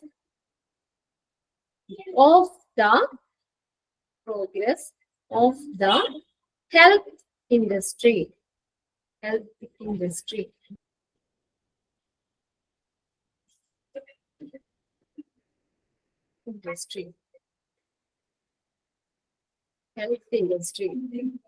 എന്നുവെച്ചാൽ ഹോസ്പിറ്റലിനും health care ഓർഗനൈസേഷനും വേണ്ടിയുള്ള ഒരു national accreditation ബോർഡാണ് നാബ് എന്ന് പറയുന്നത്. ഈ ഹെൽത്ത് കെയർ ഇൻഡസ്ട്രിയുടെ ഒരു പ്രോഗ്രസിന് വേണ്ടിയിട്ട്, പുരോഗതിക്കായിട്ട് ഹോസ്പിറ്റലുകളുടെ അക്രഡിറ്റേഷൻ പ്രോഗ്രാമുകളും ഹെൽത്ത് കെയർ ഓർഗനൈസേഷൻ സ്ഥാപിക്കുന്നതിന് വേണ്ടി പ്രവർത്തിക്കുന്നതിനുമായിട്ട് ക്വാളിറ്റി കൗൺസിൽ ഓഫ് ഇന്ത്യയുടെ ഒരു കോൺസ്റ്റിറ്റ്യൂവന്റ് ബോർഡ് ആണ് നാബ് എന്ന് പറയുന്നത്. ഡെഫിനിഷൻ മനസ്സിലാക്കാൻ വേണ്ടി തന്നുള്ളൂ, ഡെഫിനിഷൻ ആയിട്ട് പഠിക്കേണ്ട. അതിന്റെ എക്സ്പാൻഡഡ് ഫോം പഠിച്ചു വെക്കാം. ഇനി ഇതിനകത്ത് നാബിന്റെ NABH mainly divide hospitals into 2 main division. NABH ഹോസ്പിറ്റൽസിനെ 2 മെയിൻ ഡിവിഷൻ ആയിട്ടാണ് തരംതിരിച്ചിരിക്കുന്നത്. അത് നോക്കണം. SHCO, small health care organisation. അവിടെ എങ്ങനെയാ വിത്ത് സ്മോൾ ഹെൽത്ത് കെയർ ഓർഗനൈസേഷനിലെ ബെഡിന്റെ നമ്പേഴ്സ് എങ്ങനെയാ വരുന്നത്?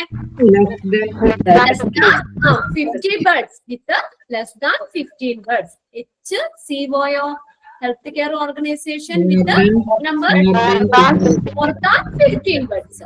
ഇനി നമ്മൾ നോക്കുന്നത് main NABH guide book or സ്റ്റാൻഡേർഡ്സിൽ 10 ചാപ്റ്റേഴ്സ്. ഇതൊക്കെ ഞാൻ ഇതിനകത്തൊന്നും തന്നില്ല, നിങ്ങളുടെ നോട്ടിലുണ്ട്. Standards of 10 chapters, 100 standards and 651 objective elements. അതൊന്ന് നോട്ട് ചെയ്യണം കേട്ടോ. അത് 10 ചാപ്റ്റേഴ്സ്, 100 സ്റ്റാൻഡേർഡ്സ്, 651 ഒബ്ജക്റ്റീവ് എലമെന്റ്സ്. അത്ര ഒന്ന് നോട്ട് ചെയ്യണം. ബുക്കിലുണ്ട്. പിന്നെ the standard refers to a set of goals for the performance, and then the elements come under each standard is used to monitor the performance. Elements in the standards refers to the set goal for the performance.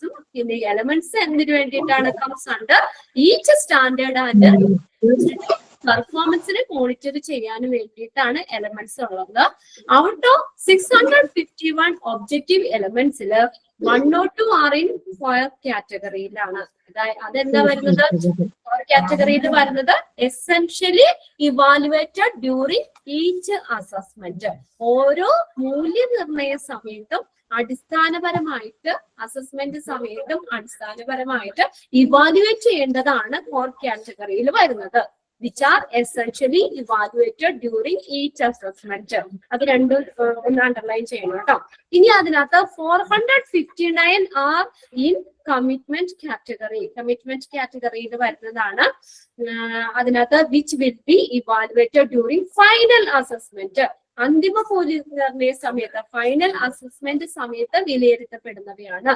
പിന്നെ അതിൽ 16 are in achievement കാറ്റഗറിയിൽ വരുന്നതാണ്, which will be checked out during surveillance assessment. അപ്പൊ എങ്ങനെയാണ് വരുന്നത്? Surveillance assessment സമയത്ത് നിരീക്ഷണ മൂല്യനിർണ്ണയ വേളയിൽ ചെക്ക് ചെയ്യുന്നതാണ്. പിന്നെ അതില് 13 are in എക്സലൻസ് കാറ്റഗറിയിൽ വരുന്നതാണ്, which will B evaluated during re accreditation സമയത്ത് ഇവാലുവേറ്റ് ചെയ്യുന്നതാണ്. ഇത്രയും മതി. ഇത് നമുക്ക് ഇനി കൂടുതൽ എടുക്കണ്ട, ജസ്റ്റ് നിങ്ങളൊന്ന് വായിച്ചു നോക്കാം. പിന്നെ എക്സാമിന്റെ 20 ആയല്ലോ, എക്സാമിന്റെ കാര്യങ്ങളും ഒക്കെ കുറച്ച് കാര്യങ്ങളൊക്കെ ടീച്ചറിനോടും പറഞ്ഞിട്ടുണ്ടല്ലോ. പിന്നെ ഞാൻ പറഞ്ഞതും എന്റെ അടുത്ത് പറഞ്ഞതും അതും കൂടി ഞങ്ങൾ അവിടെ ഓഫീസിൽ അറിയിക്കാം. എന്തായാലും മാക്സിമം നിങ്ങൾക്ക് ബുദ്ധിമുട്ടില്ലാത്ത രീതിയിൽ നമുക്ക് എക്സാംസ് എങ്ങനെയാന്ന് വെച്ച് ചെയ്യാം. ഓക്കെ, അപ്പൊ നിങ്ങൾ എന്തായാലും 3rd ഉം 4th ഒരെണ്ണം ഉണ്ടാവും. അത് കഴിഞ്ഞതിന് ശേഷം ഫൈനൽ ഇടാന്നുള്ളതാണ് ഇവിടെ ഓഫീസിൽ നിന്ന് അറിയിച്ചേക്കുന്നത് കേട്ടോ. എക്സാമിന് നിങ്ങൾക്ക് റിവിഷനും മാക്സിമം നിങ്ങൾക്ക് റിവിഷൻ കിട്ടാവുന്ന രീതിയിലെ കാര്യങ്ങൾ ചെയ്യാം. എന്തായാലും ഒരു കാര്യം ഉറപ്പാണ്, ഞാൻ പറഞ്ഞല്ലോ, നമ്മൾ കഴിഞ്ഞ പ്രാവശ്യം നമുക്ക് റിവിഷൻ കിട്ടിയ അത്രയും ടൈമൊന്നും ഇനിയിപ്പോ കിട്ടുമെന്ന് തോന്നുന്നില്ല. മാക്സിമം ഇനിയുള്ള ടൈമില് പിന്നെ ആരോ ഇവിടെ പറഞ്ഞല്ലോ, ഫൈനൽ എക്സാമിന്റെ മുന്നിൽ 2-3 ആഴ്ച മുന്നേ ഒന്ന് അറിയിക്കണം എന്നുള്ള കാര്യം, അത് ഞാൻ പറയാം കേട്ടോ. അപ്പൊ നിങ്ങൾക്ക് അതിനനുസരിച്ച് ആ പോർഷൻസ് ഒക്കെ ഒന്ന് ഡിവൈഡ് ചെയ്തും ടൈം ടേബിൾ ഒക്കെ വെച്ചിട്ട് നിങ്ങൾക്കൊന്ന് പഠിക്കാനും പറ്റുമല്ലോ. നിങ്ങൾക്ക് മാക്സിമം നമുക്ക് ഇതിപ്പോ ഞാൻ പറഞ്ഞില്ലേ, നാളെയും മറ്റന്നാളും കൊണ്ട് തീരേണ്ടതാണ്. ഓക്കെ, നാളെയും മറ്റന്നാളും കൊണ്ടായിട്ട് നമുക്ക് തീർക്കാൻ പറ്റുമെന്നാണ് എന്റെ ഒരു വിശ്വാസം. ഇനി അടുത്തത് വലിയ ഇതായിട്ടൊന്നും പഠിക്കാനില്ല. അതിനകത്ത് ഇമ്പോർട്ടന്റ് ആയിട്ടുള്ള കുറച്ച് മാത്രം ഞാൻ തരാം. കുറെ ഉണ്ട്, 20 സംതിങ് ഉണ്ട് അതിന്റെ ഇക്വേഷൻസ് ഒക്കെ പഠിക്കാനായിട്ട്. നെക്സ്റ്റ് ഞാൻ കാണിച്ചു തരാം നിങ്ങൾക്ക്. അതിനകത്ത് ഇമ്പോർട്ടന്റ് ആയിട്ടുള്ളത് പഠിക്കും. ഇപ്പൊ നമ്മൾ നാബ് വരെയല്ലേ പഠിച്ചത്. നോക്കി, നാബിന്റെ കീ പെർഫോമൻസിനകത്ത് വരുന്നതാണ് ഇനി കുറച്ച് കാര്യങ്ങൾ ഉള്ളത്. അതിനകത്ത് കീ പെർഫോമൻസ് ഇൻഡിക്കേറ്റേഴ്സ് ആണ് പറയുന്നത്. അതിനകത്ത് എത്ര 27 എണ്ണം 28 32 ഉണ്ട് കീ പെർഫോമൻസിൽ. അതില് 32 ഫുള്ളായിട്ട് പഠിക്കണ്ട, ഇമ്പോർട്ടന്റ് ഞാൻ നോക്കിയിട്ട് ഞാൻ പറഞ്ഞു തരാം കേട്ടോ. അതിനകത്ത് ഓരോന്നിന്റെയും ഇക്വേഷൻസിന്റെ ഫോർമുലാസ് പഠിക്കാനുണ്ട്. കുറെ 2ന്റെ ഫോർമുല ആകുമ്പോൾ നിങ്ങൾക്ക് ബുദ്ധിമുട്ടാവില്ല. ഇമ്പോർട്ടന്റ് നോക്കി കുറച്ച് നമുക്കത് പഠിച്ചാൽ മതി.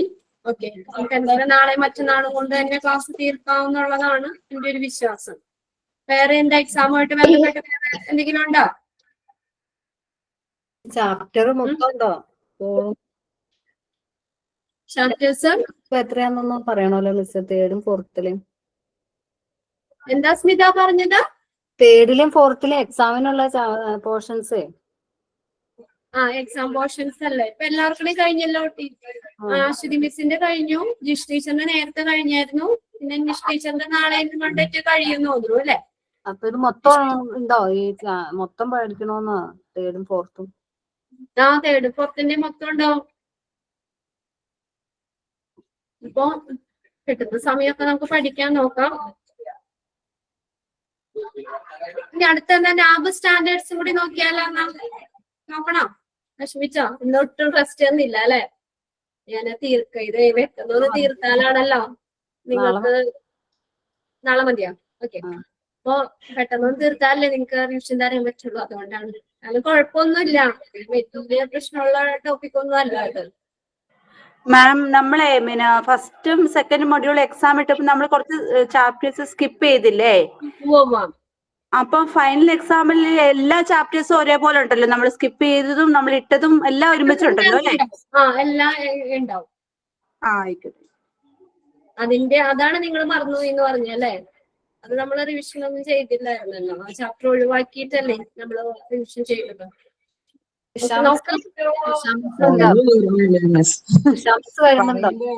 പിന്നൊക്കെ മറന്നു. വരുന്നുണ്ടോ? വരും, റിവിഷന്റെ സമയത്ത് വരുമെന്നല്ലേ പറഞ്ഞത് നിങ്ങളോട്? വരുമെന്നാ പറഞ്ഞേ. മാക്സിമം നമുക്ക് കിട്ടുന്ന സമയം നമുക്ക് ഉപയോഗിക്കാം.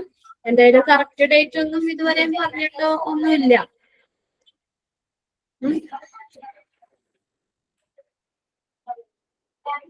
ഇത് പോർഷന് 2 ക്ലാസ് കൊണ്ട് മിക്കവാറും തീരേണ്ടതാണ്. നാളെ മറ്റന്നാളായിട്ട് തീർക്കാൻ പറ്റുന്നതാണ് ഒരു വിശ്വാസം. അതിന്റെ കീ പെർഫോമൻസിൽ ഇപ്പൊ നമ്മൾ പറഞ്ഞില്ലേ എത്രയാണ്? 30 സംതിങ് ഒക്കെ ഉണ്ട്. അത് ജസ്റ്റ് ഒന്ന് വായിച്ച് നമ്മൾ അതിന്റെ ഫോർമുലാസാ പിന്നെ കൊടുത്തേക്കുന്നത്. അതിനകത്ത് പറഞ്ഞേക്കുന്ന കാര്യങ്ങൾ തന്നെ വീണ്ടും ഫോർമുലയായിട്ട് കൊടുത്തേക്കണമെന്നുള്ളൂ.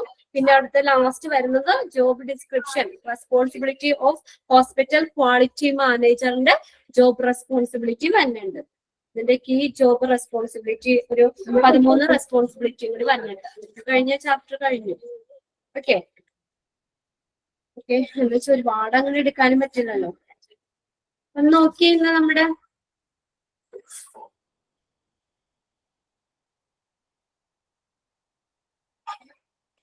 മാനേജറിന്റെ മറ്റേ അശ്വതി മിസ്സിന്റെ പഠിക്കണ്ടല്ലോ. എന്തോ ക്വാളിറ്റി മാനേജറിന്റെ ജോബ് റെസ്പോൺസിബിലിറ്റി അശ്വതി മിസ്സിന്റെ പാഠത്തിൽ പഠിച്ചായിരുന്നല്ലോ. ഇത് ക്വാളിറ്റി മാനേജറിന്റെ ഒരു 13 തന്നിട്ടുണ്ട്. നമുക്ക് പഠിക്കുമ്പോ നോക്കാം അതിനകത്ത് വല്ല ഏതെങ്കിലും ഉണ്ടോ എന്നുള്ളത് നോക്കാം. ഇതിനകത്ത് ഇവിടെ തന്നേക്കുന്നത് last job description or responsibility of hospital quality manager. Okay, ഏതെങ്കിലും നമ്മൾ പഠിച്ചതാണെങ്കിൽ നമുക്ക് അത്രയും കുറച്ച് പഠിച്ചാൽ മതിയല്ലോ. ഇന്ന് നമ്മൾ എവിടെ JCI അക്രഡിറ്റേഷൻ ആണ് അല്ലെ. JCI അക്രഡിറ്റേഷൻ അതിനകത്ത് 8 ടൈപ്പ് ഓഫ് ഹെൽത്ത് പ്രോഗ്രാംസിനാണ് JCI അക്രഡിറ്റ് അംഗീകാരം നൽകുന്നതെന്ന് പറഞ്ഞു. 8 type of health care programmes ആണ്. അത് 8 എണ്ണവും നമ്മൾ നോക്കണം. JCI അക്രഡിറ്റ് ചെയ്യുന്ന 8 type of health care programmes. അത് നെക്സ്റ്റ് അതിന്റെ ഉള്ളിലേക്കുള്ളതൊന്നും വേണ്ട, നിങ്ങൾ ആ 8 പ്രോഗ്രാംസ് ഏതൊക്കെ ഹെൽത്ത് പ്രോഗ്രാംസ് ആണെന്നുള്ളത് അത് നോക്കണം. പിന്നെ പറഞ്ഞത് JCI 5th എഡിഷനാ പറഞ്ഞത്. ആ 5th എഡിഷനിൽ നമ്മൾ 4 സെക്ഷൻ ആയിട്ട് തിരിച്ചിട്ടുണ്ടെന്ന് പറഞ്ഞു. JCI 5th എഡിഷനിൽ 4 സെക്ഷൻ ഉണ്ട്. And section 1, section 2, section 3, section 4. Section 1 വരുന്നത് ഏതൊക്കെയാണ്? Include accreditation participation requirements APR. പിന്നെ രണ്ടാമത്തെ സെക്ഷൻ 2 പേഷ്യന്റ് സെൻട്രലൈസ്ഡ് സ്റ്റാൻഡേർഡാ വരുന്നത്. പിന്നെ സെക്ഷൻ 3 വരുന്നത് health care organisation management. Section 4 വരുന്നത് academic medical centre hospital standards. അങ്ങനെ അതിന്റെ 4 സെക്ഷൻ നോക്കാം. പിന്നെ ഓരോ സെക്ഷന്റെ കീഴിൽ വരുന്ന സബായിട്ട് വരുന്ന ഓരോ പോയിന്റ്സുകളും നോക്കണം കേട്ടോ. അതൊന്ന് നോക്കി വെക്കാം. അതിനകത്തുനിന്ന് കൂടുതൽ ഇപ്പൊ ഇതിനകത്ത് 4th സെക്ഷനിൽ അതിനകത്ത് പേഷ്യന്റ് സെൻട്രലൈസ്ഡ് സ്റ്റാൻഡേർഡ്സിൽ വരുന്നത് ഏതൊക്കെയാണെന്ന് വേണമെങ്കിൽ ചോദിക്കാം. അപ്പൊ അതിനകത്ത് എന്താ പറയാ, അതിന്റെ എക്സ്പാൻഡഡ് ഫോമും ആ കൂട്ടത്തില് ഒന്ന് പഠിച്ചു വെക്കണം. എക്സ്പാൻഡഡ് ഫോം ആയിട്ടാണ് ചോദിച്ച് കണ്ടേക്കുന്നത്. അപ്പൊ അതും എന്നാലും നമുക്ക് ഒഴിവാക്കാൻ പറ്റില്ല, അത് ഒന്ന് പഠിക്കണം. പിന്നെ അതിനകത്ത് നമ്മൾ നോക്കാം JCI 5th edition of the hospital standard contain, ഇത് നമ്പർ നോക്കാം 285 സ്റ്റാൻഡേർഡ്സ് 1160 മെഷറബിൾ എലമെന്റ്സും ആണ് അവിടെ പറയുന്നത്. ഇത് നോക്കാം. പിന്നെ അടുത്തത് നമ്മുടെ JCI സർവേ മെത്തഡോളജി പറഞ്ഞത്. പിന്നെ അക്രഡിറ്റേഷൻ സർവേകൾ അത് അത്ര ഇമ്പോർട്ടന്റ് ആയിട്ട് ചോദിച്ചിരുന്നില്ല. ഓരോന്നിന്റെ സ്കോറിംഗ് ഓഫ് ദ സർവേ റിസൾട്ട്സിന്റെ സ്കോറിംഗ് അതൊക്കെ എങ്ങനെയാണെന്നുള്ളതാ പറഞ്ഞേക്കുന്നത്. അതിനകത്ത് സ്കോർ ചെയ്തത് 10, പാർഷ്യലി സ്കോർ ചെയ്തത് 5, പിന്നെ നോട്ട് മെറ്റ് 0 എന്നുള്ള ഈച്ച് മെഷറബിൾ എലിമെന്റ് സ്കോർ ചെയ്യുമ്പോൾ ഉള്ള കാര്യങ്ങൾ പറഞ്ഞേക്കുന്നത്. പിന്നെ ലാസ്റ്റ് നമ്മൾ പറഞ്ഞ നാബ് ആണ്. അത് വീണ്ടും പറയുന്നില്ല നാബ് എന്താണെന്നും. നാബിന്റെ 2 ഡിവിഷനും ഹോസ്പിറ്റൽ ഡിവിഷനും. NABH mainly divide hospital into 2 main divisions പറഞ്ഞത്. രണ്ടായിട്ടും അതിന്റെ ബെഡ് നമ്പർ നോക്കിക്കോളാം കേട്ടോ. അതിനകത്ത് സ്മോൾ ഹെൽത്ത് കെയർ ഓർഗനൈസേഷനിൽ ബെഡ് നമ്പർ എത്രയാണ് എന്നുള്ളത് അത് നോക്കണം. പിന്നെ അടുത്തതാണ് നാബ് സ്റ്റാൻഡേർഡ്സ് എന്ന് പറഞ്ഞില്ല. ഓക്കെ, ഇന്ന് നമുക്ക് ഇത്രയും നിർത്താം. ബാക്കി നാളെ എടുത്താൽ മതി. ഓക്കെ, അപ്പോ വേറെ എന്താണ്? വേറെ ഒന്നുമില്ലല്ലോ. എക്സാം ആണല്ലോ എല്ലാവർക്കും മുന്നിലുള്ള ഒരു ലക്ഷ്യം. ഓക്കെ, എന്തായാലും ഒന്നും മിണ്ടാത്തെ? ക്ലാസ് വൈൻഡപ്പ് ചെയ്യട്ടെ? Okay ma'am, thank you ma'am. കുറച്ചിരുന്ന് പഠിച്ചാ മതി കേട്ടാ. കുറച്ചിരുന്ന് ഇന്ന് പഠിക്കുക. ഉള്ള സമയമൊക്കെ ഇനി അധികം കളയാതെ പഠിക്കാൻ നോക്കാം. ഇന്നിപ്പോ പഠിപ്പിച്ചത് കുഴപ്പമൊന്നുമില്ലല്ലോ. കുറച്ച് എളുപ്പമുള്ള കാര്യങ്ങളല്ലേ. എക്സ്പാൻഡഡ് ഫോം പിന്നെ അത് നമുക്ക് അങ്ങനെ തന്നെ പഠിച്ചേ പറ്റുള്ളൂ. അതൊന്ന് നോക്കി വെക്കാം. ഓക്കെ, വേറെ ഒന്നും ഡൗട്ട് ഒന്നും ഇല്ലല്ലോ. ക്ലാസ് വൈൻഡപ്പ് ചെയ്ത് കേട്ടെ? Okay, thank you. Okay, thank you.